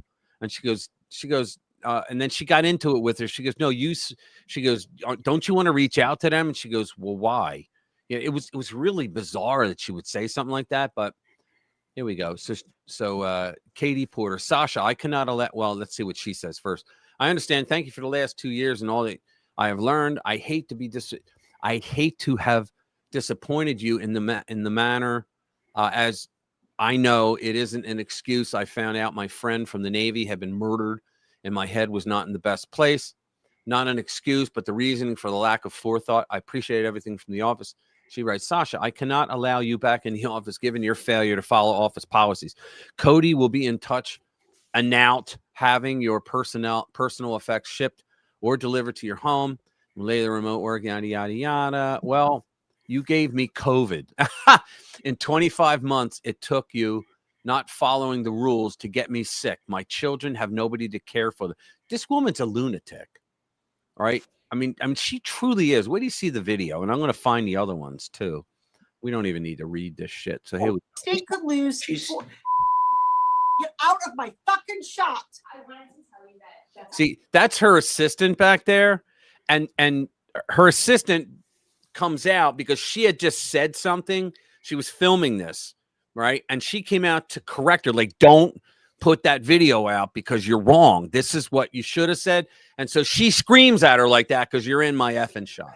It's not that it's electric vehicles. It's that if we don't make the commitments under the Paris Climate Accord. Okay, it does. Okay, you also were in my shot before that. She can't admit she's like went over. Stay out of my shot. She just can't. Is there anyone? Here you go. President Biden has said that inflation is the #1 priority. Hey, guys, can you imagine a hot August night with that? Priority for the Biden White House to try to get under control right now. As you're out there in California talking to constituents during this re-election year for Congress, how does inflation compare to this newly important, in the sense of the Supreme Court decision pending, abortion issue? How do those two issues compare? Well, I don't think they compare. I think they actually reinforce each other. So the fact that things like inflation can happen and it can become more expensive to feed your kids and to fuel your car is exactly why people need to be able to be in charge of how many mouths they're going to have to feed. So I think the fact that we're seeing this jump in expenses, she's pushing for abortion. That we're seeing people having to pay more in the grocery store, pay more at the pump, pay more for housing, is a reason that people are saying, I need to be able to make my own decisions about when and if to start a family. So I don't think we're going to see them. I don't think it's like about. Doesn't she look like a union boss? Comparing them or contrasting them. I think they reinforce for people just how big of a responsibility it is. Well, Anglo thinks she looks like a male. Oh, yeah. Well, she does. Yeah, she kind of, you bigot. Yeah, hang on. Let me find the other one. There's another one. Katie. What, the one with the interview? Yeah. I want to find that one, and it's going to come up. Media. Here we go. Yeah, you got to see this. Yeah, here it is. I got it. Every time I close. Yeah, that was an image. Damn it. That was an image. Every time I close my eyes, I see those pasties. Well, you know, let's not talk about goats. Let's not talk about pasties. Wait a minute. Where the hell is it? They don't have it. Hold on. Let me go back. Latest. All right. Come on. Okay. Top. Is that it? I keep finding it, but it's all. Oh, here we go. This is it. All right, cool. Let me put it up there. I found it. Where do you guys see this? And the reporter is not trying to do a gotcha, is trying to ask a question because she says, I asked all the other candidates this question. Ready? So here we go. Well, to those voters. Okay, so you. I don't want to keep doing this. I'm going to call it. Okay. Thank you. They didn't do the beginning of it. You're not going to do the interview with us? Nope, not like this. I'm not. Not with 7 follow-ups to every single question you ask. Are we sure Katie Porter's not improving? Because in her previous negative interactions with other human beings. She this once, guy. I think, poured a pot of hot scalding mashed potatoes on someone. She didn't even physically assault this reporter, so maybe she's actually an improving. That's pretty funny. Let me find the actual one because it's very much worth watching. Yeah, apparently she like scolded her husband. Yeah, she did something like that. Where the hell is this? Hold on, is this it? There's one here. Here's an AI one where she smacks the reporter in the face and then tackles her. That's pretty funny. Oh, you got to see that. That's pretty freaking hilarious. It's got to be AI, but it's hilarious. Because you know what? When you do stuff like this, and everybody knows it's a joke, it destroys their candidacy. Here we go. Ready? Voice says please. Obrigada, dieses Gemet.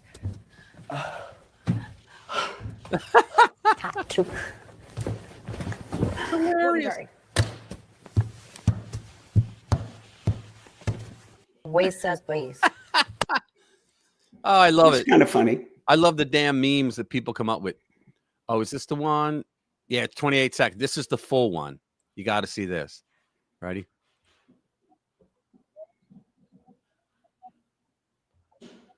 It's not coming up. Oh, how's it not coming up? I thought. Oh, I must have. I'm sorry. Thank you for that. Yeah, this is good. You got it. This is the full one. Watch, she's not in the shot yet, and then she comes in after she says It's dying prematurely to air pollution and other problems, and the state could lose. Get out of my fucking shot. I wanted to tell you that that's actually incorrect. It's not that it's electric vehicles. It's that if we don't meet the commitments under the Paris She's nuts. Okay, it does. Okay, you also were in my shot before that. Stay out of my shot. Okay, I'm going to start again with electric vehicles saving us money. electric vehicles. Yeah, got to start over again. Yeah, Bobbity, I don't know. Is that mating habits in the Democrat property? Yeah, let's do this. That's kind of Klingon type mating habits, eh? No, geez. Let's see. What was that? No, it was probably AI. That there? Yeah, it was probably AI. It has to be. I'm still is this the interview? Yeah, it is. Okay. Hopefully it's not AI, but yeah, if this is it, you got to watch. What do you say to the 40% of California voters who you'll need in order to win, who voted for Trump? How would I need them in order to win, man? Well, unless you think you're going to get 60% of the This is vote. real. You think you'll get 60%? Everybody who did not vote for Trump will vote for you. That's what you're In a general election, yes. If it is me versus a Republican, I think that I will win the people who did not vote for Trump. What if it's you versus another Democrat? I don't intend that to be the case. So how do you not intend that to be the case? Are you going to ask them not to run? No, I'm saying I'm going to build the support. I have the support already in terms of name recognition. And so I'm going to do the very best I can to make sure that we get through this primary in a really strong position. But let me be clear with you. I represented Orange County. I represented a purple area. I have stood on my own 2 feet and won Republican votes before. That's not something every candidate in this race can say. If you're from a deep blue area, if you're from LA or you're from Oakland, you don't have an experience. But you just said you don't need those Trump voters. Well, you asked me if I needed them to win. So you don't I think feel you like need this them is to win. unnecessarily argumentative. What is your question? The question is the same thing I asked everybody, that this is being called the empowering voters to stop Trump's power grab. Every other candidate has answered this question. This is not Correct. And I said I support it. So, and the question is, what do you say to the 40% of voters who voted for Trump? Oh, I'm happy to say that. It's the do you need them to win part that I don't understand. She's I'm nuts. happy to answer the question as you have it written, and I'll answer it. And we've also asked the other candidates, do you think you need any of those 40% of California voters to win? And you're saying, no, you don't. No, I'm saying I'm going to try to win every vote I can. And what I'm saying to you is that. Well, to those voters, okay, so you. I don't want to keep doing this. I'm going to call it. Okay. Thank you. You're not going to do the interview with us? Nope, not like this. I'm not. Not with 7 follow-ups to every single question you ask. Every other candidate has answered I don't our care. follow-ups. I don't care. I want to have a pleasant, positive conversation in which you ask me about every issue. In other words, I want you to rig this in my favor to make me look better. On this list. And if every question you're going to make up a follow-up question, then we're never going to get there. Ms. And we're Porter, just going to circle around. I am an I have investigative never had to do reporter. this before, ever. You've never had to have a end an conversation interview. with To end a an reporter? interview. Okay, but every other candidate has done this. What part of I'm me? I'm running for governor because I'm a leader. So I am going to make. So you're not going to answer questions from reporters?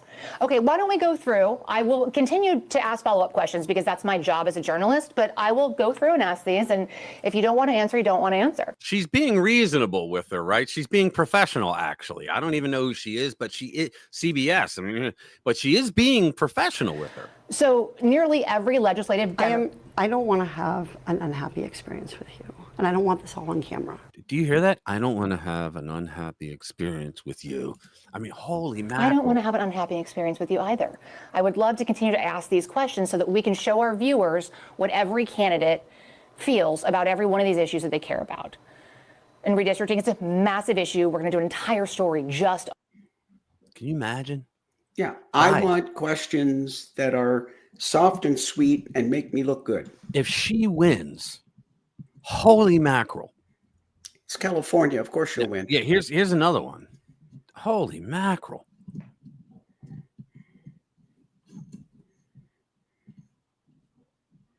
Nothing come up.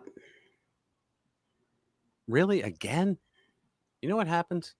When I shut it off, the screen goes away, the actual screen that. Here we go. Let me bring it back. Sorry. Thank you for letting me know again. I'm a professional. The allegation of groomer and pedophile, it is alleging that a person is criminal somehow and engaged in criminal acts merely because of their identity. She's talking about, oh my God, she's talking about pedophiles. You're saying that I'm going to play it again. Listen to the words she's saying about pedophiles. The allegation of groomer and pedophile, it is alleging that a person is criminal somehow and engaged in criminal acts merely because of their identity, their sexual orientation, their gender identity. So this is no, it's for diddling minors. clearly prohibited. Was that clean enough? Yeah. Under Twitter's content, yet you found hundreds of these posts on the platform. The allegation of groomer and pedophile. I mean, she's a lunatic. Oh, that's when it happens, when I pull it. Let me see. Well, maybe that one, hang on. Maybe that one that you say, wait a minute, what's that? Let's play that. Because I don't think it is, after all. It's only 8 seconds long, but let's see what it is. Congresswoman Porter, does Alfred get minimum wage? If you return the Batmobile, could you pay for the Green New Deal? Oh, she was probably at like a party, like a Halloween party or something. WTF, man. I mean, oh my God. That's WTF. So funny. Oh, That is- wow. There's got to be like another one. But that one, though, well, hold on. What's this? Let me see. Dem California seen shooting death stares. Here you go. Yeah, we got to see this one too. Sorry, Anglo. You got to apologize to Anglo. Why? Did I make him nauseous? I'm sorry. Just the last one, guys. Just this last one. It looks good. Like she's Looney Tunes. Oh, yes. This is why I didn't want to I need the lights off, the bright lights. I'm so sorry, but I am about to get on. Bernard, I need you to turn these off. These that are killing me. Hang on 1 second, everybody. No, we should put Turn the fucking lights. Yes, we should have. Yes. Okay, everybody. I'm not that dark. Look at her. Not Just a that minute. dark. Oh, this is awesome. Let's see what happens. Is there more? It's still going. I think there is more, actually. Yeah, there is. Because it's still going. Let me get up to it. There it is. Hold on. Here we go. Okay, everybody. I'm sorry about that. I am in a Was that TV Dylan Mulvaney? Hold on. Sorry about that. Look, was it Dylan Mulvaney? Okay, Look. everybody. I'm sorry my. about that. I am in a TV studio getting ready to go on Cuomo. And so I had all those studio lights on me and I couldn't see myself or see you guys. Oh, yes. Oh, good Lord. I didn't catch that when I first saw that, But I think you're right. It sure does look like Dylan Doesn't Mulvaney. it look like the lunatic, the Bud Light I destroyer? mean, it's probably not, but okay. I'm pretty much. Yeah, I'm done with her. I'm pretty much done with Whack Job. Yeah. And, you know, she thinks everybody is just lining up to kiss her ass. I know, because she's a Democrat. Says, it's ma'am. Oh, remember that one? Yeah. I says, hello, sir. It's ma'am. Remember that? Remember the guy that was in the convenience store? And he said, look, I'm sorry, sir. It's ma'am. You're like, okay. And he knocks over the display and storms outside. Oh, my goodness. Yeah, the nut jobs. Holy crap. Services official. All right, hold on. Chris Ray is under investigation. 97. Yeah, here we go. This is one. This is JB Pritzker.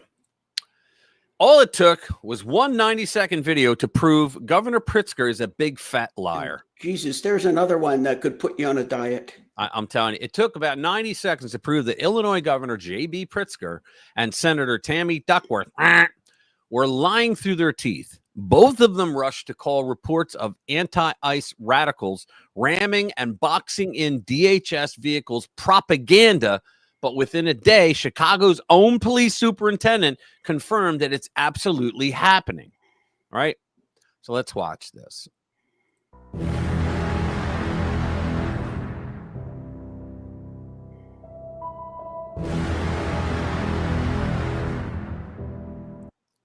Oh, what the hell was that?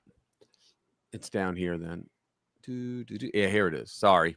Here we go. What do you know about this incident? Were federal agents boxed in and assaulted? Well, we don't have a lot of facts. What happens in these sorts of incidents is typically ICE puts out a press release before anybody else can speak with the press, and then it gets reported. So in other words, damn it, they beat us to the punch to spread the propaganda. On social media and elsewhere. So they are just putting out their propaganda. She claims that federal agents were surrounded and were threatened. What are local authorities telling you about what they think happened here? Well, they lie, right? The Trump administration lies. We have a president who's a known liar, and they have been lying about the situation all along. They are agents of law enforcement. If you box them in, which they do, with vehicles, it is reasonable for them to believe that they are being ambushed and that this could end in a deadly situation. The superintendent in Chicago is the equivalent to the chief of police. Do not box in any law enforcement officer. If you ram any vehicle, especially that one that contains law enforcement agents, and that's any law enforcement, local, state, federal, county, and you do this intentionally, this is considered deadly force. Deadly force is anything that can cause great bodily harm or death. There you go. Yes, and that guy, prior to this, he's the one that came out and said, I did a video on them giving the stand down order, right? It was the 999. 999 means he's the guy that's in charge of that area, the patrol area. And so when he called in, I played the audio in the video. If you guys saw it, I played the audio. And then I also read off what former cops and current cops were saying about it, that it's disgusting that they called a stand down. Well, he's the one that came out and said, no, that's not true. The police were there the whole time. No, there were cops that were there and others were heading there. They gave the stand down, and those cops did nothing because they had a stand down order. And are you saying this is the guy that gave the stand down order? No, he's the guy that came out. He's the superintendent. There's nobody higher than him in the police department. And in Chicago, they do it different. Like they have aldermen instead of city council. Well, they have superintendent instead of police chief. But yeah, he He may have had other information nobody else did, but we played the audio. The audio's right there. 999, we're not sending anyone over there. And they said, tell your patrolman to turn around. And when guys heard that, when guys inside heard that, they went off. They went off on it. It's never a war crime, first time. Yeah. Yeah. Deadly force is freedom of speech for Democrats. Yeah, like Jade always says, our speech is violence and their violence is free speech. It's just the way it goes. Let's see. Christopher Ray. I saw this the other day. Let's talk about the Dominion voting machines. Oh, okay. Yeah, I was going to bring Mark Davis on. In fact, he just texted me. He gave some testimony last week that made some people go nuts. And we might have him on next week. I told him he always has an open invitation. So he might be thinking about it because he likes to get his ducks in a row so he could put on something good. But yeah, let's do that. Here we go. Dominion voting machines was sold to Liberty Vote from Missouri. That guy looks nice. All right, No Inc. is headquartered in St. Louis and was founded by Scott Leondecker. That's what I'm going to call him. No Inc. is changing its name to Liberty Vote. Leondecker has this on his LinkedIn page. A former election director, Leondecker, founded No Inc. in 2011 with the creation of the poll pad technology that has transformed the election experience for voters. The poll pad allows for seamless voter check-in and verification that is dramatically reducing wait times for voting. Yeah, as long as we can just funnel them to the Democrats, right? And saving money for taxpayers with efficiencies for state and local governments. I don't trust any of this shit. Go back to paper like Trump says. It's the only way. But that's what they're pushing. Right. I know. But this, no, wait till we get into it. Leondecker has grown No Inc. into a thriving technology company that employs over 150 people with $55 million in annual revenue. No Inc. technology is now being used in a third of U.S. states and Washington, D.C. In 2016, Leondecker and his team successfully acquired Election Administrators, a significant competitor in election technology. In 2021, the St. Louis Business Journal named No Inc. the fastest growing private business. Previously, the company was listed in the top 10 fastest growing private businesses by the publication. In 2015, No Inc. was listed in the St. Louis Business Journal as one of the 10 startups to watch. An expert in elections, Leondecker previously served as election director for the city of St. Louis, becoming the youngest election director. All right, kiss my ass. He averaged $2.5 million annual budget, 25 full-time employees. Well, let's see what we get down to. The new company, a release said Liberty Vote is committed to domestic staffing and software development, leveraging hand-marked paper ballots that enable compliance with President Trump's executive order on paper ballots. But what are they doing? They're doing paper ballot. I fill out a paper ballot every time, but then what do? They make you slide it into the machine. See the problem? As soon as you slide it in the machine, it's no longer a paper ballot. Now it's digital, and digital can be manipulated, which they always but at least they've got the paper ballot that they can go back to. Yeah, true. Except for the fact that there's lots of fake ballots that get right, and it doesn't have your name on it. They can't put your name on it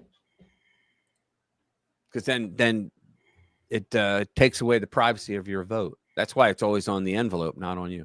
It proves the actual police in Chicago wanted to help. Yeah, they did. Oh, cops everywhere want to help. Now, you got a lot of bad apples, yeah, but most cops want to do their job, right? And they can't stand when politicians, like, think about the Democratic Party is the only party in the world that said, we're going to defund the police because they're the problem of crime. Let's see, apparently national or 35 trillion. Dude, it's not. Who do the American taxpayer owe this money to?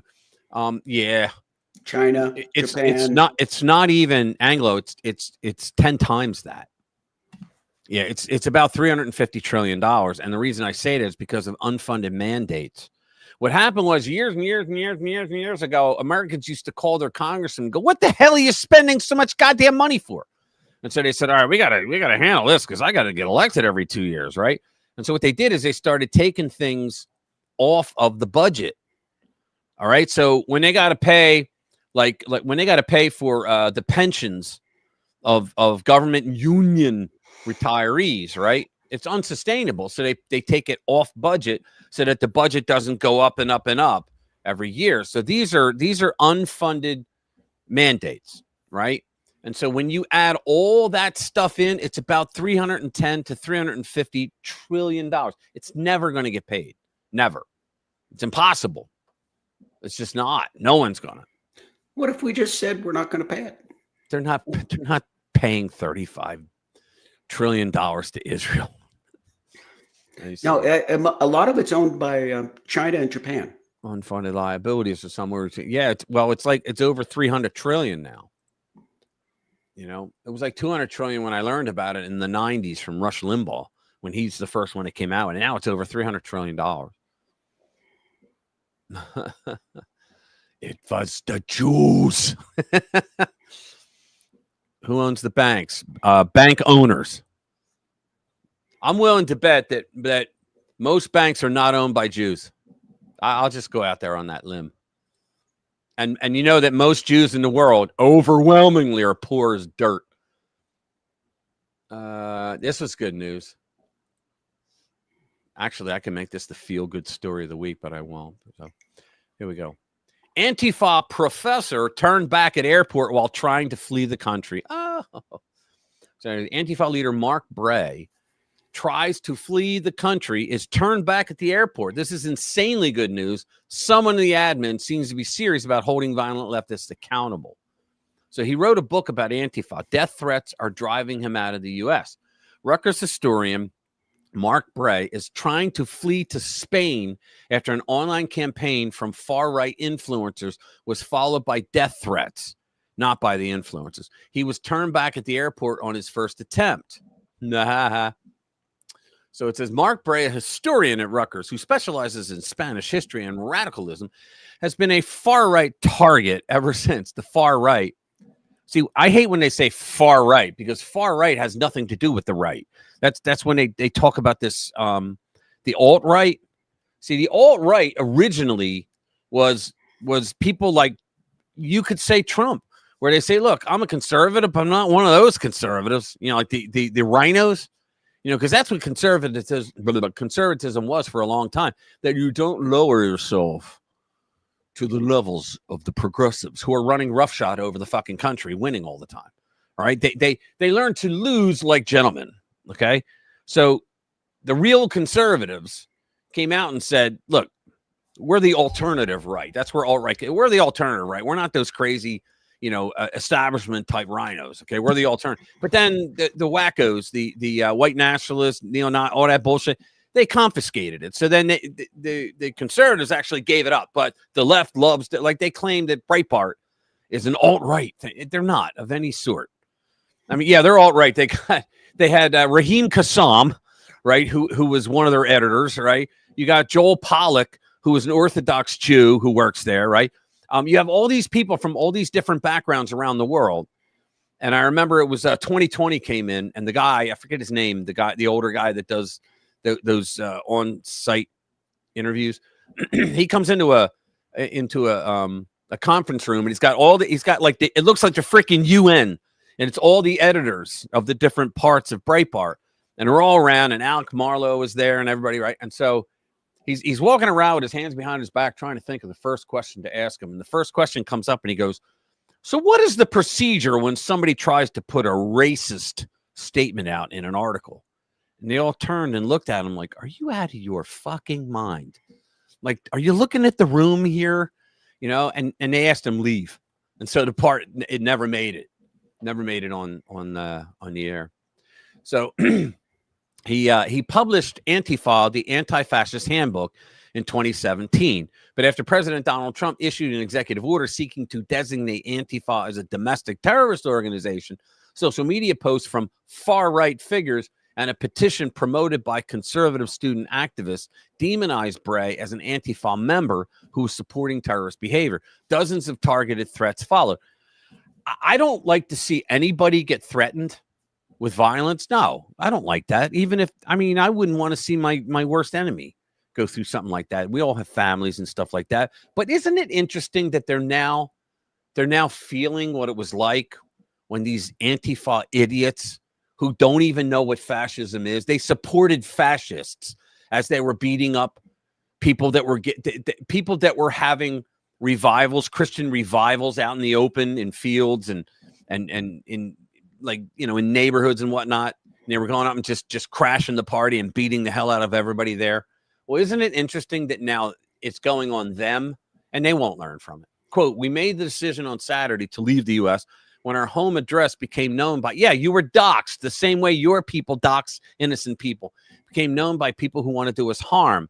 And isn't it damn funny that these people always act like, oh my God, they doxed me and now my family's in trouble, without getting the irony that, dude, that's what you like. They act like, oh my God, I can't believe this is happening. Can you believe how low we've sunk? That this is happening to me? I mean, this is how nuts these people are. They don't even think they're culpable for anything. The professor informed his students on Sunday that he would be moving to Europe as a result of the threats, and hopefully they would follow. He's going to move to Europe where Antifa started. Think about that. But at the airport, after they had already scanned their passports, receiving boarding passes, checked in their bags, and cleared security, Bray says he and his family were not allowed to board their flight. Upon arrival at their boarding gate, their reservations had suddenly disappeared from the United Airlines system. For 20 minutes, United Airlines couldn't even figure out what had happened, says Bray. Then they said that basically somehow someone had canceled our reservation, presumably in between checking through. And then, oh my God, I don't know what happened. There are various potential explanations, but I don't think it was a coincidence that it happened to us on that day. I mean, think about it. Somebody actually called. Yeah, it's Mr. Bray. Yeah, we had a family emergency. Yeah, we're not going to be using those flights. Oh my God, that's funny. Terrible. Fact checkers. It's terrible, but I think still wonder how it happened. What happened? That's interesting. Yeah, exactly. That's piss funny. Man. Oh, you want to talk about Stephen A. Smith? He's always interesting. I like Stephen A. I do. So do I. Stephen A. Smith drops a reality bomb. Okay. Before I put it up, I want to get through the commercials. Hang on. Yeah, Stephen A. is always good for a. Yeah, he's great. Okay. Yeah, he's great. He's got his own Sirius XM now. Are you talking about Stephen Miller or Steve Smith? Stephen A. Smith. Yeah, he's good. Hang on. Yeah, because Smith has his own Sirius XM channel. Here we go. Yeah. When Trump sits down and says, hey, if you want my help, I'm more than willing to give it to you because the streets are not safe in various parts of this nation. I have been on the record stating that while I'm sure crime exists everywhere, I'm from the streets of New York City. Hell, it exists here. I'm sure it exists in Memphis and Portland and LA and stuff like that. I get that part. All blue cities. Chicago has always been a special scenario for me because Obama was in office as a junior senator. He was in the Capitol as a junior senator. It was going on then. It was going on before then. It was going on when he got there. Mm-hmm. It was going on when he was the president of the United States. When it was he left, going on when he departed and Trump was there his first term. It was going on with Biden, and it's still going on. And I don't believe, and I don't care what the data says. I don't care what kind of numbers they try to throw out at us. It has always, if you are a black person, you cannot deny how disturbing it repeatedly is that most often when you hear about violence, particularly in the streets of America, never escapes you that Chicago is always mentioned. Yep. And little to nothing has been done about it from a national perspective. Right. So what you find yourself saying is, on one hand, Governor Pritzker, I don't agree with Donald Trump trying to send National Guardsmen to Chicago against your will. But I would also ask Governor Pritzker, why isn't it in your will to ask the feds for assistance? Because it appears like you've needed it. Right. I mean, think about that. Why didn't Pritzker call in the troops himself? He has that authority. He could call his own National Guard in to go into Chicago and stop the murders. Like 54 shootings, 3 deaths. That's called a Friday night. in Chicago, in Chi-town. We know why he didn't, because the only agenda of any of these high-ranking Democrats is whatever goes against Trump. Okay, so now whatever goes against Trump, that's what they want. Here's one where this really brilliant, intelligent guy wrote this article. So, Supreme Court case could hand Republicans decades of power. And it's happening right now, guys. It's, in fact, next Wednesday. Ready? We've got breaking news. I wrote it, okay, guys. We've got breaking news that Democrats and the legacy media are in an absolute panic. What if I told you that the Republican Party is about to pull off the single most massive political power grab in modern history? We're talking about potentially gaining 20 more House seats without winning a single additional vote, and it's all happening right now. Think about that. Most people are completely asleep at the wheel, oblivious to what's actually unfolding. This is not speculation. This is a constitutional bombshell that could lock in Republican control of Congress for an entire generation. And it starts on Wednesday. And the alarm bells are coming straight from Politico. They're panicked because the Supreme Court, in one sweeping decision, is about to make the 2026 midterms irrelevant for Democrats. The court started its new term on October 6th, first Monday in October, and is preparing to hear a case called, I wrote Cole. It must have auto correct. Holy crap. It's Clay, C-A-L-L-A-I-S. Hear a case called Louisiana v. Clay. This case could completely dismantle the Voting Rights Act provisions that Democrats have weaponized for decades. Legal analysts say the court's rare order for a re-argument signals they are preparing to gut Section 2 of the Voting Rights Act. Section 2 prohibits racial discrimination in voting, but Democrats have used it to argue for vote dilution, right? A legal theory that forces majority-minority districts to be drawn in order to guarantee certain election outcomes. So in other words, they bastardize the reading of Section 2, the Democrats, to say, well, Section 2 of the Voting Rights Act gives us the right to create racist districts in our favor. That's what they've done since 1986. It was a case called Thornburg v. Gingles, and they completely abused it. Well, now the Clay case, Clay is arguing that this type of majority-minority, so in other words, the majority of the people in this district are going to be all minorities. Then they're the majority, aren't they? Majority. Or is it minority? See how crazy this shit gets? So, we already talked about it. They'll have like a district, and then they have some black people here, some black people 10 miles away, some more 5 miles here. They go here, here, and here. That's a district. Fuck everybody else. Right? And so they create that district. Well, then the rest of them don't make 750,000 anymore.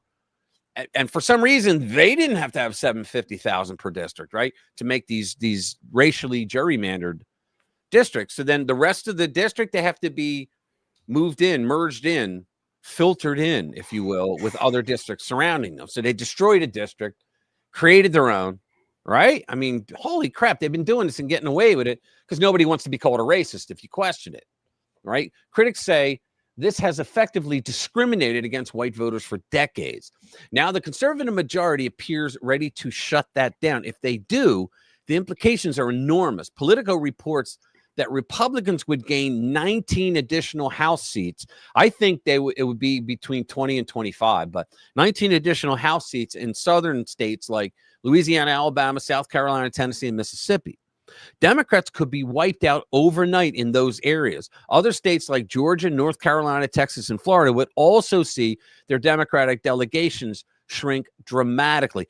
This is without the redistricting. Okay, this is from the Clay case. All right, so it's the Democrats' worst nightmare. Republicans aren't even waiting for the court to act to make their own moves. Trump has been encouraging governors to redraw their maps now. Texas has already passed new districts, giving Republicans 5 seats. And the best part is that piece of crap is no longer in her seat from Texas. So Missouri added another. Ohio is 3. Florida could have 2 or 3. I think it's going to be 3 new seats. Indiana, Utah, and Kansas. And remember, for every seat, that means a Democrat goes away. All right. And this is why Gavin Newsom went nuts and tried to do it in his state. right, in California, even though California, the voters were sick and the voters said, we don't trust the government here. So we're going to create this independent commission that's going to say when you can do redistricting because we don't trust you. So the first thing Gavin Newsom does is says, okay, well, I'm going to take y'all to court and I'm going to try to throw that out. Because when he went to the commission and said, look, I want to redistrict so we can save this midterm election, they said, screw you. The people just voted this in and you want to take it out? And so I think he's going to do it anyway, right? So it turns out that the Republicans are going to get massive amounts of seats. I say that they're going to have about 230 after the midterms. And people say, oh, the Democrats are going to win. Like hell. Look, the worst scenario out of what we're talking about here is the Republicans, the worst, everything goes wrong. The Republicans will have 217 after going into the midterms. You only need 218. And the Dems got like 40 to 50 seats up for grabs in a lot of districts that Trump won by 5 or 10 points. So they're not going to win. So think about this, guys. Here's the thing. So the Republicans are going to gain the House again. It's just the thing that's going to happen. The Dems are not going to win the Senate back because there's more red states now. Okay, after the 24 election, there's more red states, which means there's going to be more red senators. All right. And the governorships as well. So we're going to gain, if we gain 30 seats, that's 30 electoral votes. So they're not even going to have a chance to get into the White House as well. I mean, this is big stuff. So Ohio could see 3, Florida 2 or 3. So Republicans gain as many as 16 seats through redistricting alone.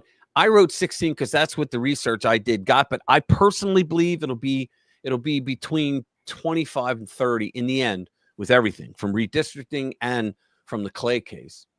But if the Supreme Court overturns Section 2, analysts say the GOP could gain a staggering 30 seats in total without flipping a single swing district. These would all be safe Republican seats as well, meaning in the next election after the midterms, no, they're not going to get it. Strategically, this is brilliant. Historically, the president's party loses 20 to 30 seats in midterms, and that's what the Dems are counting, which is why they're still out there. Oh, we're going to crush them in the midterms. Really? Trump and the GOP are working to break that pattern by realigning the map to reflect the nation's political shift to the right. So, in other words, when you get rid of these they were racist districts that were created. They were full of lies. They abused the Gingles case. They abused the Supreme Court case, and no one jumped on them because nobody wanted to be called a racist. So for years, since 1986, they allowed this shit to happen. So now the Republicans are just getting back the seats that were stolen from them. So the result could permanently box Democrats out of power in the House, just as they've already been weakened in the Senate. If states regain full control over redistricting, Republicans will finally secure representation that reflects their conservative constituencies. See, that's the thing. You had a district that was conservative, but then they did these racist things and they wiped out. There's no longer a conservative district, so they get a congressman and we don't. They being Democrats, we Republicans. So experts are warning this could lock the GOP in control of Congress for a generation, potentially into the 2040s. Now, would anybody else say experts are warning that the Democrats could take control? No, they would never say that, right? The realignment of Louisiana, it had to have been Louisiana v. Clay is set for October 15th. Mark your calendars because that could be the day Republicans secure their congressional majority for decades to come. And it's happening now. There's nothing they can do about it. I know, dude. I know. I can't believe I didn't see it prior to this. It was a commercial about autocorrect with the woman texting her boss, letting her know she's going to be sick. And she said, I'm in bed with a nasty clown. I love that. Yeah, where's Dawn? We haven't seen Dawn. I know. It's like the gang's not all here unless they're all here, right? All right. So let's go. Oh, yeah. John Fetterman. Here you go. Yeah, let's hear about John Fetterman. That's the next one I was going to suggest. Yeah. So Senate rejects effort to curb Trump's power to target alleged drug boats. They want us to. Crap. They made it. You got to. Behind a firewall. I hate when Schlichter does that too. Behind a paywall. Yeah. Hang on. Let me see if I can find it. Let me see if I can find it here. Nah, crap. Well, hold on. I'll just put it in. You entered an invalid. No, I didn't. All right. Oh, I got it. Yay. All I had to do is sign up for Axios. I'll just cancel it later. You see what I do for you guys? All right. So Senate rejects effort to curb Trump's power to target alleged drug boats. So they're the Venezuelan drug boats that are trying to bring drugs up. So he's bombing them. He's literally bombing them from the sky. So a measure to stop, let me make it larger. A measure to stop President Trump's strikes on alleged drug vessels in the Caribbean failed to advance the Senate on Wednesday, despite some Republican support. Can you imagine? Why it matters? Congress isn't standing in the way of Trump's growing military campaign against alleged drug traffickers off the coast of Venezuela. Would you like to be known as the member of Congress who said, no, I don't want them to blow up those drug boats? A bipartisan War Powers Act measure to restrict Trump's authority failed 48-51 on Wednesday with Senator Rand Paul and Lisa Murkowski. Those two names put together. Can you imagine? Why do we keep getting Murkowski? She's out of Alaska. We should get because her family rules Alaska. Literally, they rule Alaska. And she created that bullshit type election where it was the different layers. The ranked choice. Yeah. They rank them all, and she's never going to lose that way. Joining Democrats in support. But John Fetterman was the lone Democrat no vote. So he voted to support Trump. Critics of Trump's offensive in the Caribbean argue that the president doesn't have the authority to carry out strikes without. Sure, he does. The resolution was led by Senator Tim Kaine of Hillary claim, right? And Adam Schiff and Rand Paul, who I'm really disappointed in, although I can understand it because he's a libertarian, but the president does have the power to do it. The big picture, the vote on Wednesday is part of a broader showdown between the White House and Congress over Trump's unilateral military actions over the last year. The Senate in June rejected a similar measure, which would have restricted Trump's strikes against Iran. Trump has garnered the backup of top Republicans on the Hill, with Speaker Mike Johnson going as far as arguing the War Powers Act may be unconstitutional. What they're saying, Paul has been a notable outlier in the GOP. Yeah, but he's usually good. Repeatedly and publicly railing against the efforts. The U.S. should not be blowing up boats without even knowing who's on them. There's no due process in that. No names, no evidence, no oversight. Yeah, okay, so we don't do that, and then they bring the boats to shore because nobody wants to look at them because we don't know who's on them, right? And then they distribute their poison. Between the lines, Secretary of State Marco Rubio met with Republican senators behind closed doors Wednesday and included an overview of the strategy for targeting cartels off of Venezuela. Quote, I hope they'll vote it down, Rubio told the reporters. These drug trafficking organizations are direct threats to the safety and security of the United States. They are. Because of the president's core Article 2 powers in this designation, if they find them on the open seas, they're going to take them out. Yeah, of course. You know, Trump, it's not like Trump didn't campaign on this. You know, that he's going to stop the cartels. He's going to close the border, right? What's up, Billy? It's such a shame that this is a complete surprise. What Trump is doing to fight the cartels. Saturday night, shock and surprise. Yeah, Angela, I'm going to be there tomorrow. I'm going to watch. I haven't been available for the last couple of weeks, but I'm going to watch tomorrow night. Yeah, you guys watch 42 tomorrow night. He puts on a really good show. And Eastern time, it's 5:30 Eastern. So, oops. Let's see what's next. Trump scores major win. Yeah, Trump got 100 nominees during the shutdown. I love that. So during the shutdown, he got 100 nominees, like confirmed. Pelosi. Yeah, here we go. In like the last 2 weeks. Yeah. You know, he used the shutdown. It was perfect. He used the shutdown to get rid of a bunch of people. Yeah, he did. He was, because when the shutdown happens, it goes over to the Office of Management Budget Director and vote, whatever it is. And he just like started firing all these people because that's not needed. You know, it's a shutdown, so there you should be used to it now. Not getting paid, and you're not coming back. All right, so Nancy Pelosi fumbles a CNN interview, defends scandal-plagued Virginia Democrat. Let's just watch. I mean, I understand what you're saying about where the differences are, and they are very big.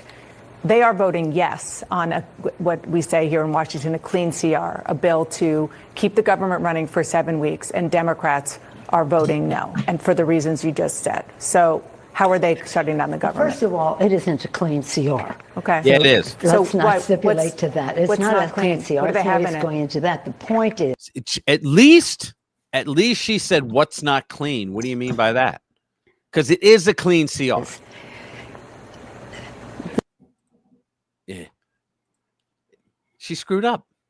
It and you want to know something? Because even Caroline Leavitt came out and she said, "I'm going to hand it out to all of you today." She said that it is a clean CR. There's absolutely nothing in there that favors either party. It's just a clean continuing resolution to continue the government. And the Democrats are demanding that they want money for health care for illegal aliens. And what was the other thing? It was illegal aliens. Oh, and to bring back, they wanted like $5 billion to bring back PBS and NPR. Yeah. Can you believe it? Nancy Pelosi was making the Hannibal Lecter noise at the beginning of this clip. Yeah. That's funny. Is that level 42? No, dude. 42. He's a class act. I love the guy. Let's see the next one. Kathy Hochul is running scared. I'd like to see her run anywhere. Here we go. Kathy Hochul. As long as she just runs away. Yeah. Kathy Hochul is running scared as governor's support collapses. Elise Stefanik is going to kick her ass. I'm calling it right now. Because I think the people of New York have finally had enough. House Republican Conference Chairwoman Elise Stefanik is closing the gap on New York Governor Kathy Hochul, according to a new statewide poll showing the governor is in a vulnerable position heading into 2026 election. The poll conducted for EPAC, Stefanik's Leadership Political Action Committee, surveyed 1,250 likely voters across New York and found Hochul leading Stefanik by just 5 points. She's gaining on her big time. Once respondents were informed of each candidate's policy positions, the numbers shifted in Stefanik's favor, giving her a narrow lead, 46-45. All right. The findings obtained exclusively by Breitbart News suggest Hochul faces significant political challenges as her approval ratings continue to decline across multiple demographics. Now you got to wonder why, right? She really enforced mandates in her state, especially in the medical community, on the vax, the jab. She did. And in fact, there was a hospital upstate that had to shut down their maternity section, the building, because they didn't have enough people working because they left or were fired because they didn't want to get the vax. I mean, the woman's crazy, right? Then with the whole subway, the crime in New York and the subway, she comes down like for one day, does photo ops in the subway and says, oh, we're going to cut down crime here. Yeah. Okay. Then we had people murdered like the next day. I mean, it's unbelievable. So the data is clear that Kathy Hochul, the worst governor in America, in contention. I don't think so. Is it with Gavin? She's up there though. But you know what? She might be worse because at least in California they have nice weather, right? Is a deeply embattled. God. Yeah, Gavin's driven the California. right over the edge. Well, what is Hochul doing here? Hochul, look, Kathy Hochul's responsible for red states growing. People are leaving in droves. She's behind. She's behind California. Well, maybe because Hollywood's not there anymore and the money's not there, but for New York is still a powerhouse. For 5 years, you haven't been able to rent a U-Haul to leave California. Because they all go one way. Yeah, well, New York's the same thing. I mean, when Trump in his first term got rid of the SALT, with the state and local tax exemptions, right? When they got rid of that, all the millionaires and billionaires, they all ran down to Florida. And I remember Cuomo was bitching about it. He goes, so all of our rich people and business magnates are leaving because Donald Trump and the whole, he didn't even talk about what a scam it was that the Democrats pulled. In the 1970s, the Democrats in Congress passed, and I think that Democratic Party prank known as President Jimmy Carter signed it into law. Signed it into law that what they were doing is they said, okay, so progressive states, right? They didn't call it progressive back then, but progressive states like Illinois, California, New York, that they ran out of ideas of how to make people's lives better legally. So what they did is they said, okay, we're going to give you a shitload of goodies, right, on the dime of people paying taxes. And so the rich people complained and said, look, I'm not paying these state taxes anymore because I don't get anything out of it. I'm not on programs, but this is too steep. I'm just moving. And so the Democrats in D.C. that ruled everything at the time, they bailed them out.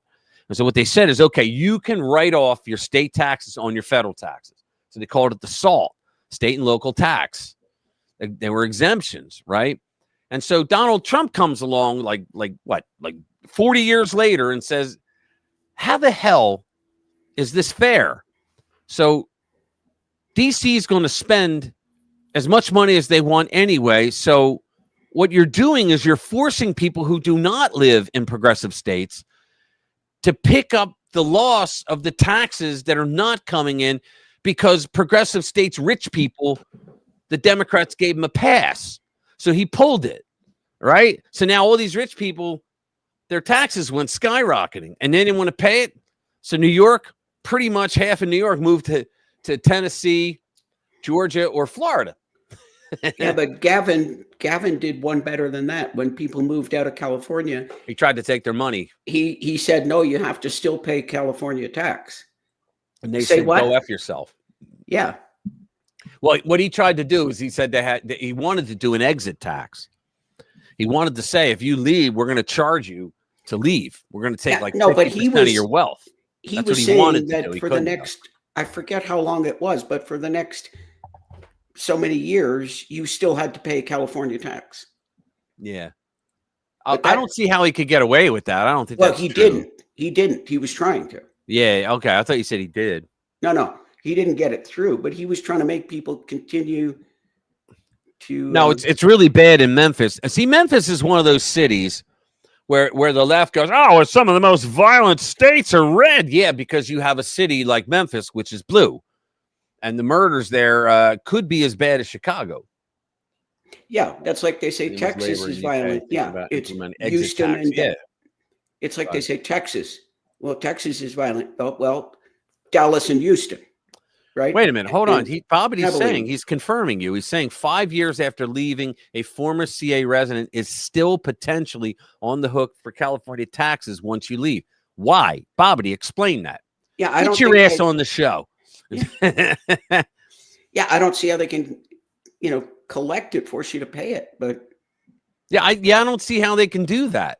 If you're no longer, because they don't have jurisdiction over you when you officially move to another. I mean, if you move out to personally have that out, but you still have a business there, yeah, they can hit you up for that. And there's laws, of course, if you're a U.S. citizen and you work in a foreign country. Yeah. Well, FARA, you got to report. You still have to file a U.S. Right. U.S. taxes, and you have to pay U.S. taxes.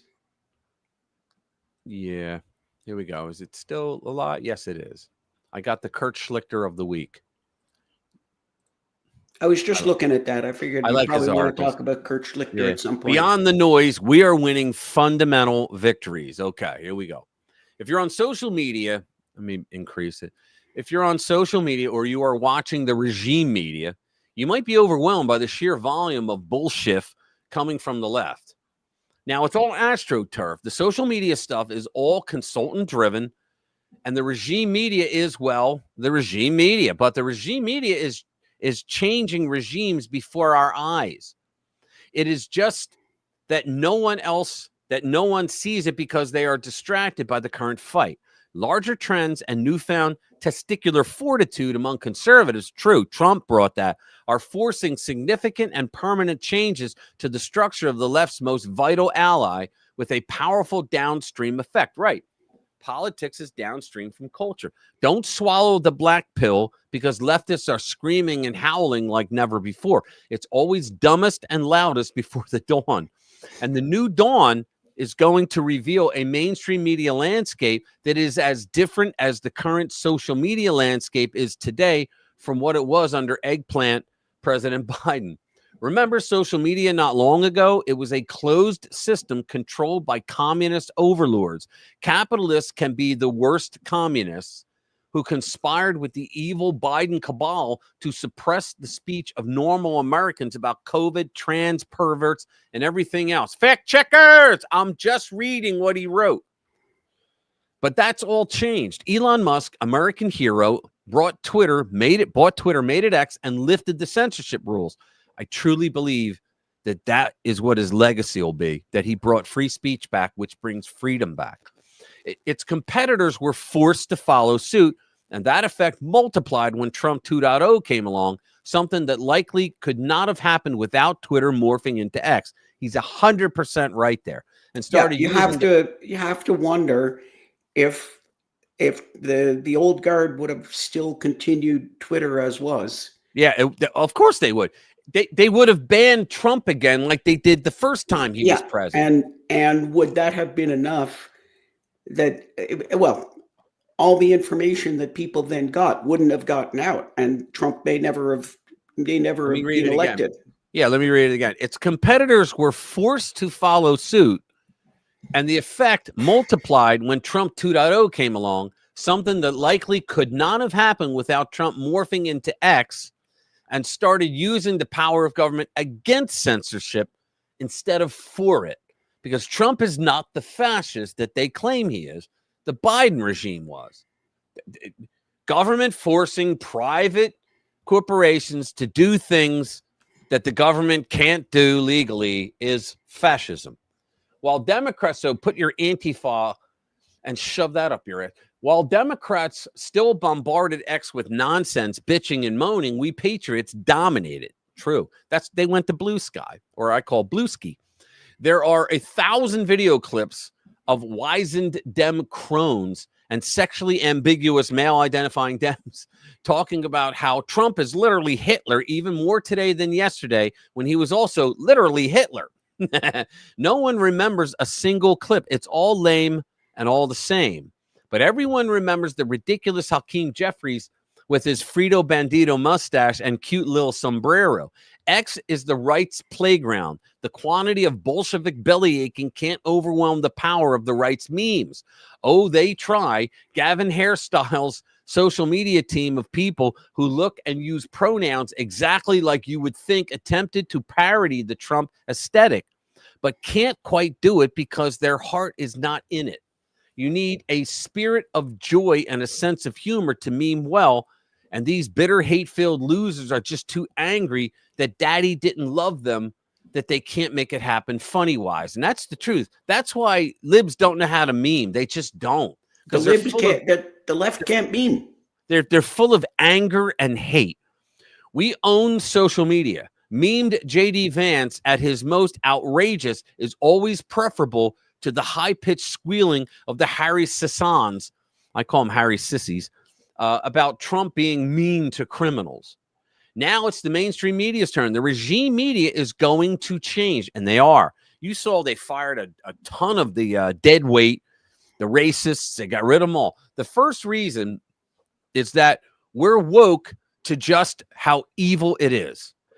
There was a time when most Republicans cared what the New York Times or ABC said. They granted these institutions respect. They're rhinos, like Mitt Romney, right?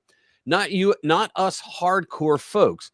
We always knew exactly what the regime media was. Well, now the truth we have been telling is undeniable, except for the most impotent of the GOP cell block submissive caucus. Hi, Jimmy Langford. Republicans treat the mainstream media like what it is, our enemy.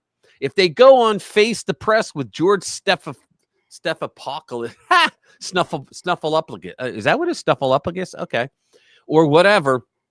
It's to mock the dullard hostess and generate viral clips of her humiliation. At the same time, Republicans accepted that the regime media was simply a Democrat adjunct. Structural forces started cutting into its influence. Remember newspapers? They are now just another website. Remember the 3 networks? Your kids have literally never seen them. They are now the province of aging out boomers who still watch the news, waiting for the next episode of NCIS Des Moines or Law and Order Special Straight White Conservative Christian Male Criminal Unit. I love that. The loss of respect by conservative normals in GOP polls, its dwindling audience, combined with Trump's aggressiveness in using our political and other power against it, means curtains for the regime media as we knew it. He's right about all this. Trump has forced tens of millions of dollars out of them in settlements. Right-wing pressure got Jimmy Kimmel booted for a week. None of his defenders are talking about his current ratings because they are back in the shiffer.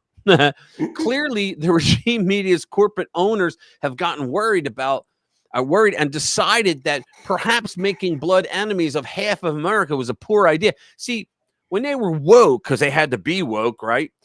Otherwise, the left would cancel them. They did things that were antithetical to the bottom line, and for a while there, the stockholders were like, okay, we'll put up with it. But then after 4 years, they're like, what the fuck? You got to start producing money or we're bailing. And that's what happened. They started bailing. So the money went down. The ratings crashed.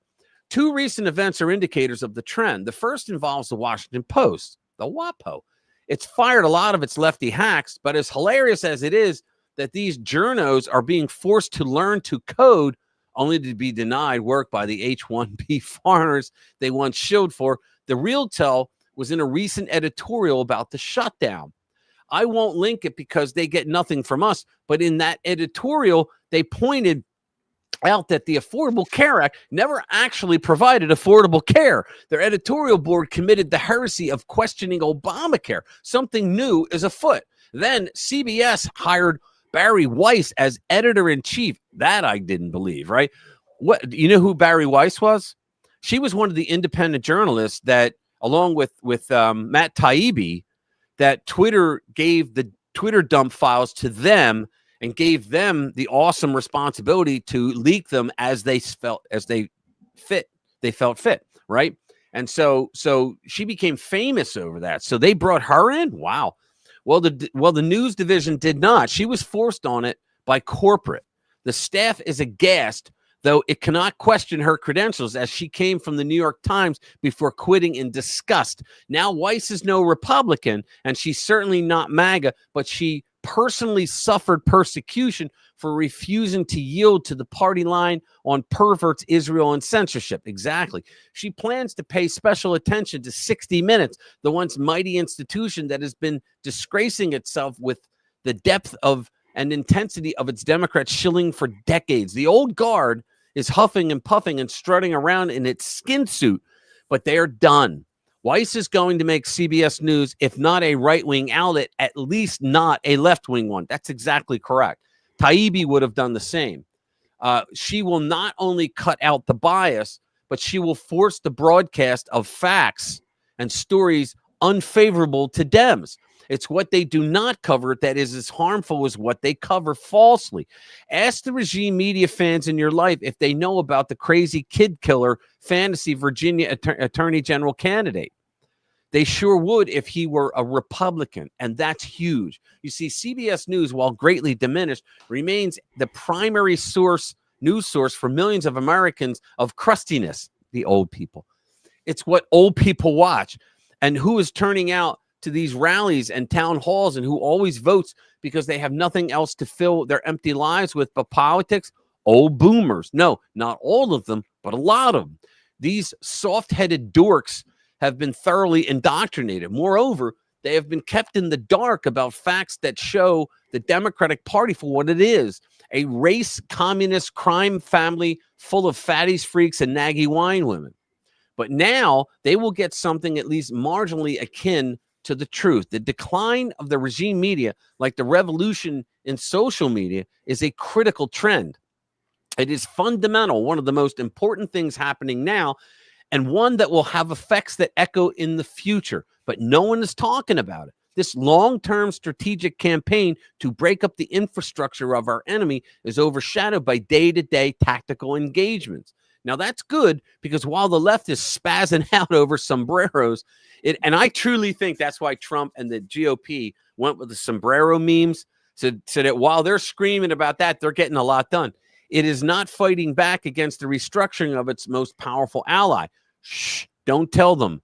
When one day they wake up and the regime media no longer works for their regime, let it be a surprise. I love him, man. Because he nails everything and he tries to make it funny, too. Italians call it. Oh, yeah, it's true.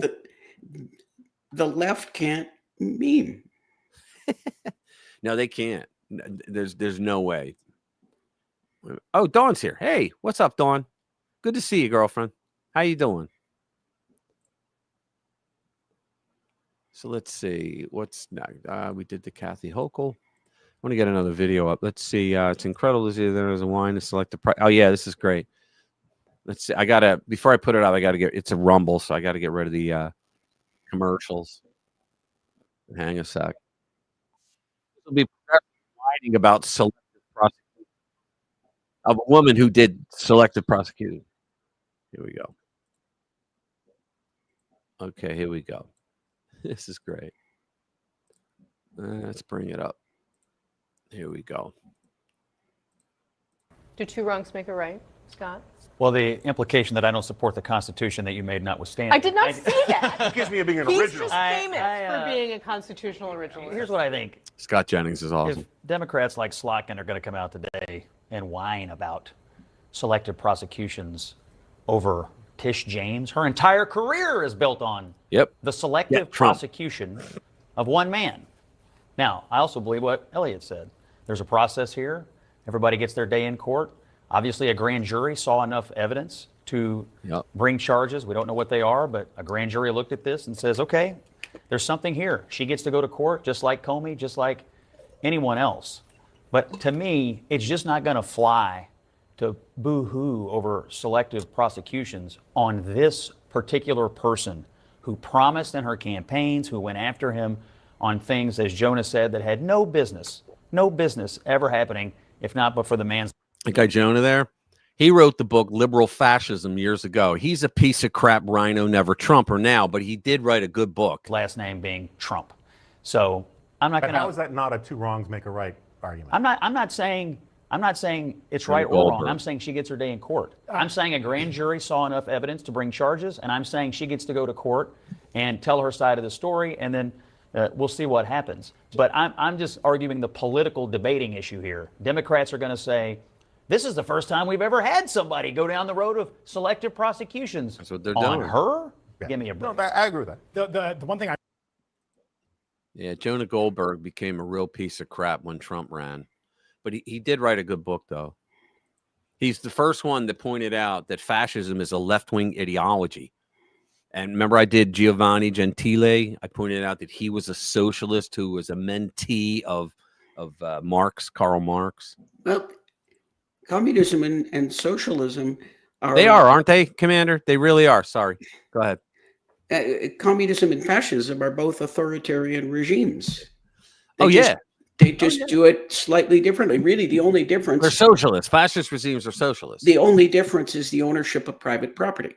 Well, in the communist regime, the government, the regime owns everything. Right. In a fascist regime, you may own that private party, but that private property, but you have to manage it for the benefit of the state. Right. Yeah. The state is So, everything.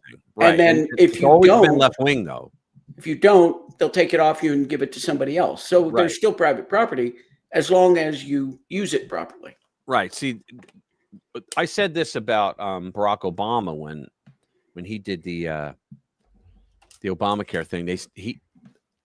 What Barack Obama did was, when he came in with the Affordable Care Act, he forced all these extra things. He forced insurance companies, medical insurance companies, right? Healthcare. He forced them to cover all these things and then they did. And the premiums skyrocketed. Okay. They had to. All right. You can't say, well, we're gonna force you to allow people to bankrupt you. Okay. And so that's what he did. And then he had the balls. He's a coward. He then had the balls to go out there and say that they were price gouging. And it's like, wait a minute. What do they call it? Pre-existing conditions. Okay. This is my take on pre-existing conditions. When you tell an insurance company, and see, the Republicans had the right way to do it, but Obamacare was this. You have an illness that will cost the insurance company $2 million a year. Okay. And their premium is they're only going to pay what? $10,000 at the most for the year. So you're going to force, and what other company, what other industry could you say, well, they're only going to pay you, say, $10,000 a year in premiums, and you're going to put out millions of dollars, right? And so Obama, instead of being the commie that he really was, and said, no, we're going to take it over. And he did that on several things, if you remember, right? Student loans. He nationalized student loans, which got rid of Fannie Mae or not Fannie Mae. It was, what was it? I forget what it was, but there were two main banks that did the loans, but they all did the student loans. But then he took it over and he said it was because they were going to charge 8% interest on student loans, and those interest payments were going to go to pay for Obamacare, right? So he was a coward in that he didn't take over the industry fully. He just acted like a little fascist, and no one called him a fascist, but he acted like a little fucking fascist by saying, oh, we're going to force you to cover all these things. And then when they did, they said, look, the actuarials come out and say, this is what we have to charge or we're done, right? We're out of business if we don't raise the cost. And Obama knew that, but he had to come out and give a speech saying that they were price gouging, which they were not. And plus, most insurers pay based on Medicare anyway. Like when there's a question, well, we'll pay you 80% of what Medicare pays. I told you I went camping with my son once. He was in the Scouts, and we went for the weekend. And I was out by the bonfire, and there was like these 5 guys talking. I'm like, guys, what the hell do you do for a living? They're like, oh, we work, health insurance. I'm like, oh, okay. Because why do you keep saying we'll pay? I told the guy we'll pay 80% of, Medicare. And he goes, everything that we do is based on Medicare. Like that's the standard. Like Bitcoin is the standard for all coins, Medicare. And I'm like, why the fuck is the government? Why is the government that standard bearer? Why? All contracts that you sign as a physician, right, that you sign, or as a physician or a clinic or surgery center, whatever. Right. Your fees are based on Medicare. I'm glad it's not 80% of Medicare. It's usually 115 to 125% of Medicare. Wow. Because Medicare is lowball. Oh, yeah. The only thing worse than Medicare is Medicaid.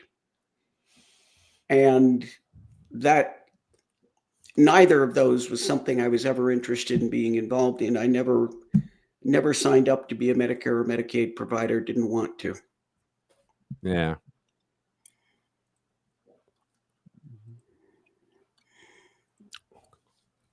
We're fighting the wrong people. Yeah. Yeah, didn't he apparently have, like, right after the Russians and the Americans met, didn't Patton have a meeting with the top general that was in theater? Yep. And I he know what you're called gonna him say. like a son of a bitch. Right. He called him, and the translator said, "I can't say that, sir." He said, "Say it."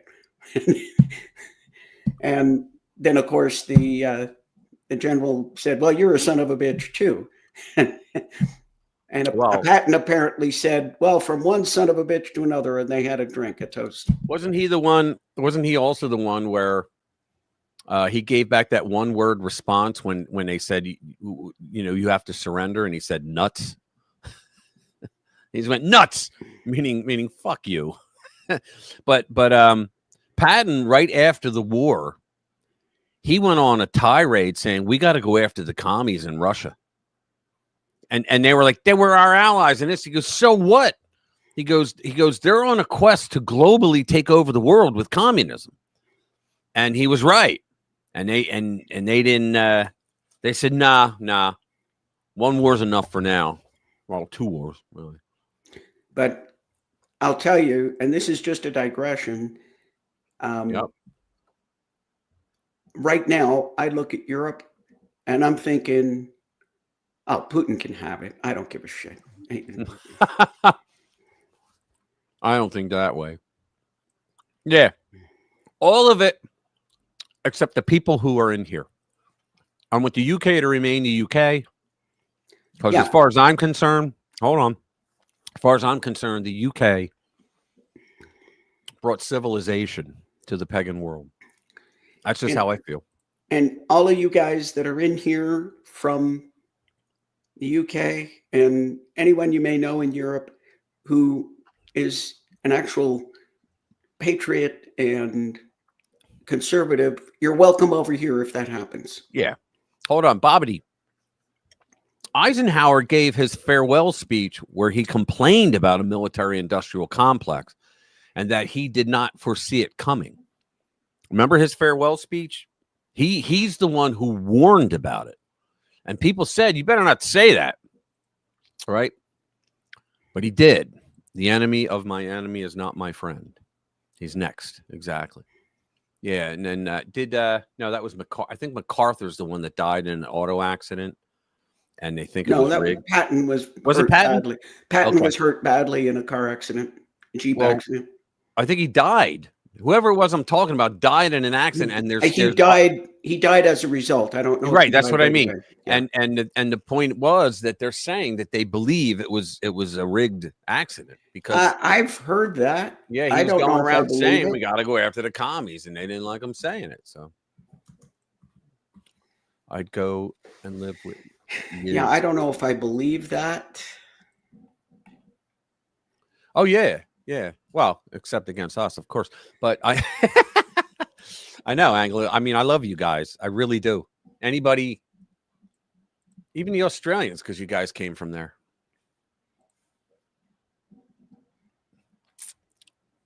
Rich, I can fart in a room and then complain I didn't see it coming too.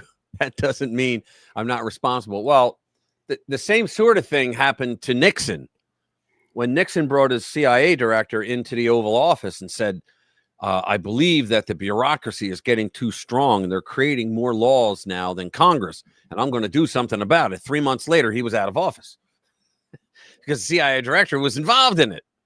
What we now call the deep state, right? So that's what Eisenhower was warning against. I don't think he's the one that built it. The fact of the matter is that we had the military-industrial complex because we had just finished World War II. We think about it. We converted all these manufacturing plants, right? With the what did they call it?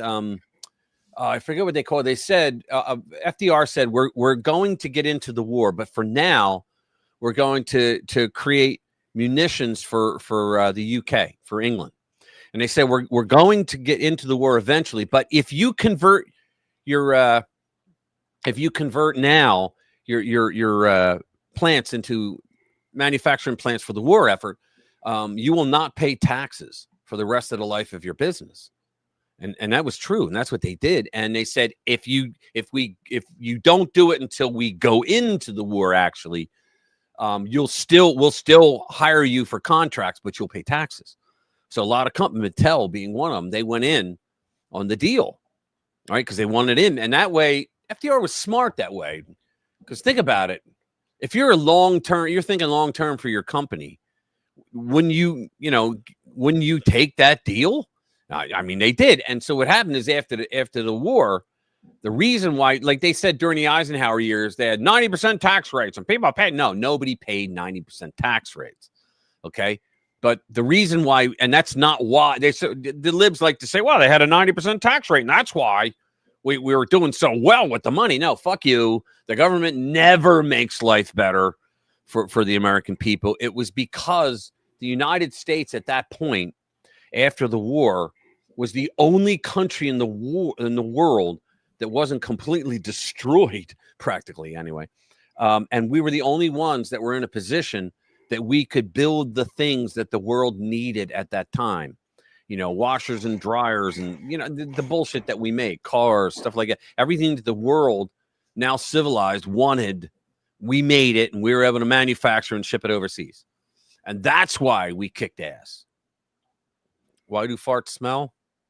So deaf people can appreciate them too. Louis once told me, I'm going to out you here. Louis once told me, yeah, he goes, you know what? Most people, he goes, you can sit through your own fart and it doesn't bother you. But when you smell someone else's, you start to gag. And he goes, because you know in your brain that came from someone else's asshole. And I died laughing when he told me that. Louis, that was probably 20 years ago. You told me that. I died laughing when you said it. And I never forgot it for that reason. All right, we're getting silly now. Let's play some more videos. Fewer and fewer. White working men overtime. Keep the lights on. Indian work. No, I'm not going to do that one. Pathological liar. Adam Schifferbrains. There we go. We're going to do that one. I saw the funniest AI video of him where it had him and his neck had to be like 3 feet tall and thin. Was that the one where it actually looked like a number 2 pencil? Yeah. It was hilarious. Here we go. It held yesterday's hearing, and he joins me now. Senator, let me start on that issue to begin with. Crap, too. Have What happened? you or members of Congress, either in classified settings or in open settings or in any communication, been provided with any concrete evidence about come on, what's going on who here? exactly the U.S. military has killed? And any real justification for the legal rationale other than a very, very sparse war powers memo that was sent over? Well, first of all, on the vote, it was actually bipartisan. We did have 2 Republican members vote with us in support of. So 2 members of the Senate, 2%. That's bipartisan. The war powers resolution, but nevertheless, it failed by a narrow margin. In terms of what the administration has shared, certainly the senators at large have not been briefed. And you would think if we were engaged in military hostilities, as we are. Barack Hussein, Milhouse, Benito Obama drone murdered 2 U.S. citizens who never even saw a trial. And this prick supported it. Against these ships in the Caribbean, that there would be an all-hands briefing explaining exactly why we're taking these. They're not going to call you in, you piece of shit. Extraordinary and lethal measures. That hasn't happened. There have been briefings, doesn't have to happen. Classified briefings to the Intel Committee and the Armed Services Committee, as I understand it. But what I'm hearing from people who attended those briefings is they were lacking in any of the kind of detail you would expect. Now, I would guarantee everything he says here is a lie. Both in terms he doesn't care. What we know about those ships and who was on them, but also in terms of the legal rationale. And the most I can make of the legal rationale by the administration is the president has put a bunch of groups on a list, and he believes he has authority to blow up anybody on that list without Congress's authorization. That is completely inconsistent with the Constitution. Nonsense. It was completely consistent with every other president that came up to that. Let me see. Let me see. How about the one on Canada? I don't hate, but I hate Adam Schiff Soros too, by the way. Yes, exactly. Hang on. He wear a tie to keep the foreskin from crawling up over his face. Oh, shit. Oh, that is gold. That is gold. Yeah. What is it? I'm sorry. I was going to say, how about the one on Canada? Canada. Yeah, I put this in. Hold on. It's a National Post. Yeah. So you guys can get angry too. Here we go. Judges in Canada are giving foreigners wrist slap sentences for sex crimes because a sentence of more than 6 months would make him ineligible for citizenship. God, that is like, that's nuts. Let's see what the article says.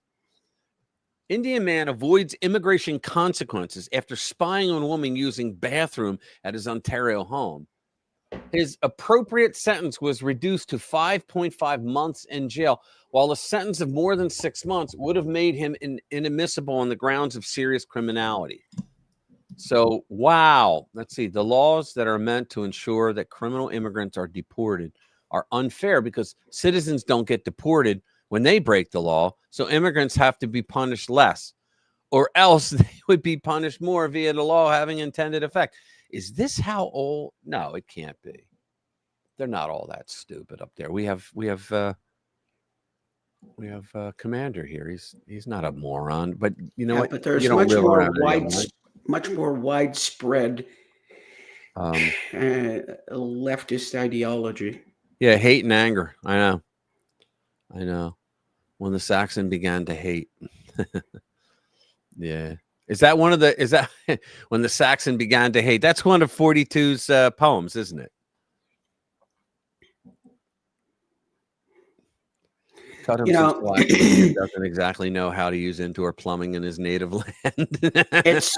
It's a real problem when you have groups coming over from places like that, and you have to actually give them classes to educate them to the fact that abusing women like that is not acceptable. Yeah, that was in Sweden. They had to do that. Yeah, they really had to do that. They actually had to do that. You had to tell these people from the Middle East and from India that no, you can't just go and sexually abuse a woman.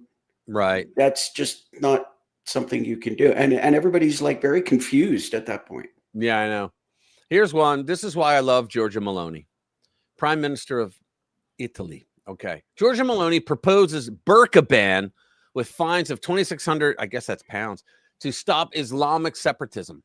Is that pound? What symbol is that? That is the pound symptom. Okay. Symbol. So in Italy, then, all right. Giorgia Meloni has called for a burqa and hijab, I guess hijab ban in public places in Italy with fines of 2,600 pounds to stop Islamic separatism. Why wouldn't she use euros? I don't know. Maybe that is I don't know. No, euros is a different symbol. Yeah, I know. At the E, it looks like an E. I know. It looks like an E. It might have been the Daily Mail that did it. All right. Because the Daily Mail wrote it, so they probably use pounds so that their people could. All right. The bill presented to Parliament by the Italian Prime Minister's Brothers of Italy party on Wednesday would see those wearing the garment in shops, offices, schools, and universities fined between 260 and 2,600 pounds. It will also introduce criminal penalties for cultural crimes, including virginity testing and increased punishments for forced marriages to up to 10 years in prison with religious coercion grounds for prosecution. The bill will combat religious radicalization and religiously motivated hate, the party claims. Now, let's stop there for a second. I agree with it all. Because if you don't stop that kind of radicalization, you don't have a country anymore. I mean, think about it. You don't have a country if you allow, because they don't come in and try to assimilate. They go, yes, they do. Yeah, okay, maybe 1% do, right? But the majority of them, they don't. They like to build their own communities, their own mosques, and everybody goes. They don't assimilate at all into the culture. They're so arrogant. They think the culture has to assimilate to them, and that's the problem. Which is why you have, a Giorgia Meloni doing this. The spread of Islamic fundamentalism undeniably constitutes the breeding ground for Islamic terrorism. An introduction to the draft legislation said the bill will also pile extra scrutiny on funding for mosques and Islamic education institutions by imposing transparency rules on the financing organizations who have not reached formal agreements with the state. You know why? Because they have madrasas that they're trying to build all over the place. Now, Saudi Arabia was famous for doing that. They built these madrasas all over the world, and they funded them all. And that's why you have hate in every country that's conquered by Islam. You have all this hate because you got an imam somewhere that's pushing it, right? No Muslim organization has such an agreement, and thus they will be forced to disclose all sources of funding. Groups which posed threats to state security will be unable to provide funding. Burqas, a full-body garment, and nijab, I'm going to call them nijabs, a veil for the face, are already restricted in parts of Italy. Northern Lombardy, is it Lombardy? Whatever, banned anyone entering public buildings with face coverings in 2015. Ms. Bologna's right-wing coalition government has a strong majority, and the new bill, which will extend the ban nationwide, is likely to pass. The parliamentary leader of the Brothers of Italy said the proposal was intended to defend Italy from all forms of extremism and any attempt to create parallel societies on Italian soil. There you go in a nutshell. Don't create a parallel society. If we open our arms to you, wide open, to let you in, you got to assimilate. We're not saying take away your culture. No, you can do all that shit in your house. You can have your parades and your day in the park, right? But you got to assimilate to Western civilization. And, you know, when Trump went to the UN, he told them, the Europeans, you're losing your countries. You're losing your civilization because you're not doing anything. Well, she's doing something. That's why I love her, because she takes a bold approach and does not. She's constipated. She doesn't give a shit. A lot of these groups, they go somewhere and they're surprised to find all the foreigners there. Yeah. Yeah, I know. And you know, Andrew Wilkow always says, you know, if you keep bringing people from there to here, when you bring enough people from there to here, here becomes there. So if you're bringing people from a shithole part of the world and you bring enough of them here, you're going to have a shithole part of the world here. And that's the truth. I can't even highlight that, Billy. I'm sorry. I could put it up. I could get in trouble. No, I can't. Sure, put it up. Nah, what the hell? I'm not going to say it. Googly eyes. There, I said it. Upon orgasm. Yeah, it's all right. So, if you okay, you said that. I didn't say that. Yeah, I know. Bosses is an exclusive sword wielding maniac. Yeah, this is New York. This is Kathy Hochul. All right, so exclusive sword wielding maniac revealed chilling reason for random New York City subway murder. What do you think it is? Guess.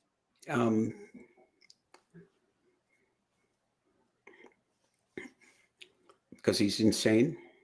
Yeah, but it's because, man, I didn't like the way he looked at me. No shit. A deranged crook with a mile-long rap sheet allegedly confessed to savagely beating a stranger to death outside a Brooklyn subway station, coldly telling cops he didn't like the way the victim looked at him. David Marizzi, 25, this is the piece of crap right there, was charged with murder in the senseless Tuesday afternoon assault near the J Street Metro Tech station, law enforcement sources said. The creep flashed a sinister, partially toothless grin Wednesday as he was carted out of a Manhattan courthouse where he was first arraigned on charges from a past case and his dramatic arrest with a samurai sword in Times Square hours after the brutal slaying. Imagine, look at this asshole. Why'd you take my planet? My raved outside the courtroom when asked why he killed the man. Sources say the sicko allegedly copped to attacking 64-year-old Nicola Tanzi in downtown Brooklyn because the hapless man held a subway gate door open for him, an act of kindness that the hot-headed hoodlum told cops he disliked. A shockingly brutal attack followed, with the assailant repeatedly pummeling the victim's face and stomping on his head up to 15 times. So think about that. I didn't like the way he looked at me. Dude was holding the subway gate door open for him. So how many hours did it take this guy to get back out on the street? I don't know. I really don't know. Look at that. And there's the sword. Wow. That's just... And they say there's nothing wrong with their culture. Really? Yeah, deport. That is what pummel is for. Yeah, unreal, man. Just unreal. Let's see what else we got. Ohio matters. Let me see. 300 investigators open since Pete Hegg said. Yeah, that might be interesting. Yeah, hang on. Ohio matters mightily. Yeah, it's here we go. It does matter. So the 2026 elections in 13 months away, and they'll especially matter in Ohio. Not only will redistricting play a role, but there's also the gubernatorial race with Vivek Ramaswamy likely replacing term-limited Mike DeWine, a fellow Republican, sometimes. As has been the case for the past few election cycles, Ohio is a state to watch, and 2026 is no exception. Ohio came up during Wednesday's episode in the Tony Kinnett cast. Former Representative David McIntosh, the co-founder of the Club for Growth, came on to discuss a midterm blitz and redistricting. In Ohio, there's a predicted pickup of at least 2 seats. I predict 3. From redistricting, McIntosh emphasized a key point one Vice President J.D. Vance made about redistricting. Quote, oh, geez. It's key that we win these redistricting battles in the state level. The House is very closely divided. Exactly. Because then you can have like 1 or 2 rhinos go, I don't want it, and you're screwed, right? The goal here is to add anywhere from 5 to 10 Republican seats by matching what the Democrats have done for the past decade. Exactly. We talked about this earlier, the racist redistricting they did. And then conservatives and Republicans will be represented in Congress. As Kinnett put it, Ohio is turning out to be way more important for 26 than anyone thought. Not only is redistricting mandated in Ohio, but some of the closest House races could be there. The 2 likely pickups are the seats held by Democrat Representatives Marcy Kaptur of the 9th Congressional District and Amelia Sykes of the 13th.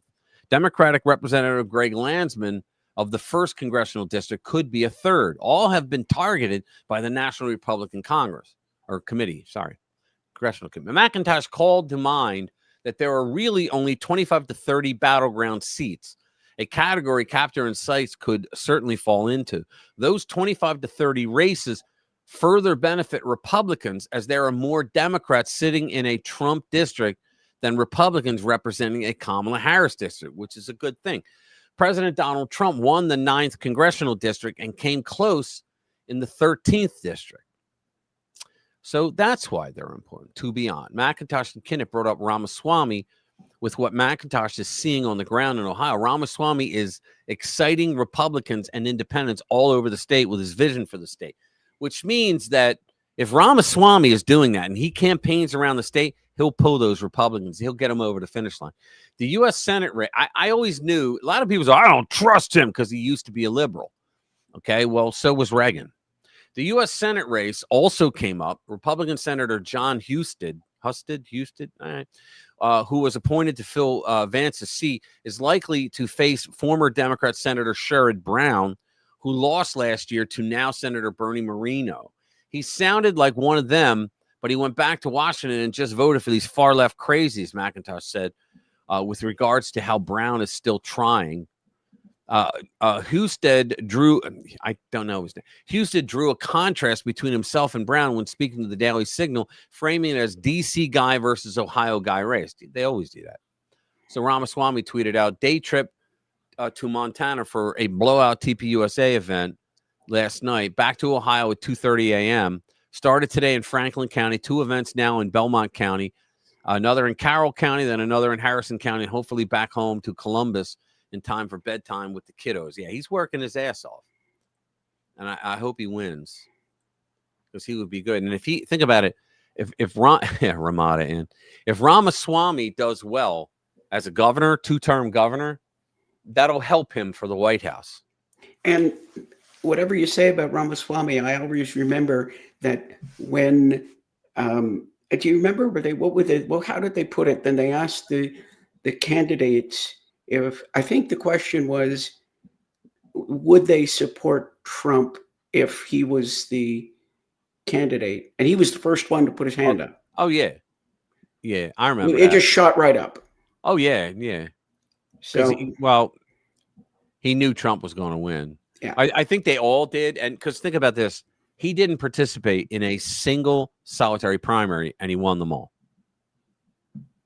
Remember that?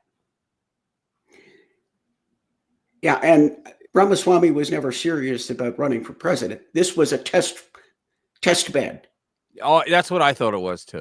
That was a test bed for experience. Yeah, I thought so too. And at some later date, he's going to now think, okay, now I know how it's done. Now I can do it. Yeah, exactly. Okay. All right, guys. Do me a favor, hit that like button before we go. It really does help us. We very much appreciate it. We love you guys being here too. Yeah, foreigners, right? Yeah. Yes, like in sports. Hey, Jimmy from Philly's back in the house. Let's see what else we got. Mimic Ramaswamy. People like this need unhealth care immediately. He was talking about the guy who killed the... Right. The older guy. The greatest of all time. The GOAT. See, he mentioned the GOAT, the greatest of all time. No goats. Let's see what else. I don't want to talk about goats. I told you. Right. Exactly. All right, guys. We're going to be out of here. Let me know what's the latest one. Annie, get your gun. USA. Next week. Yeah. Don't forget to come back. Right. Bring a friend. Thank you for the guys that did tonight. Hopefully they'll come back. Everybody has a blast. Bah. Yeah. Bah. Exactly. All right. We're gonna run out with this. Guys, love you all. Have a good one. See you. Thank you for watching. Thank you for staying. For every moment together, I'm grateful, no delaying. Don't forget to subscribe. Click that bell to ring. And if you're liking what you see, give that like button a swing.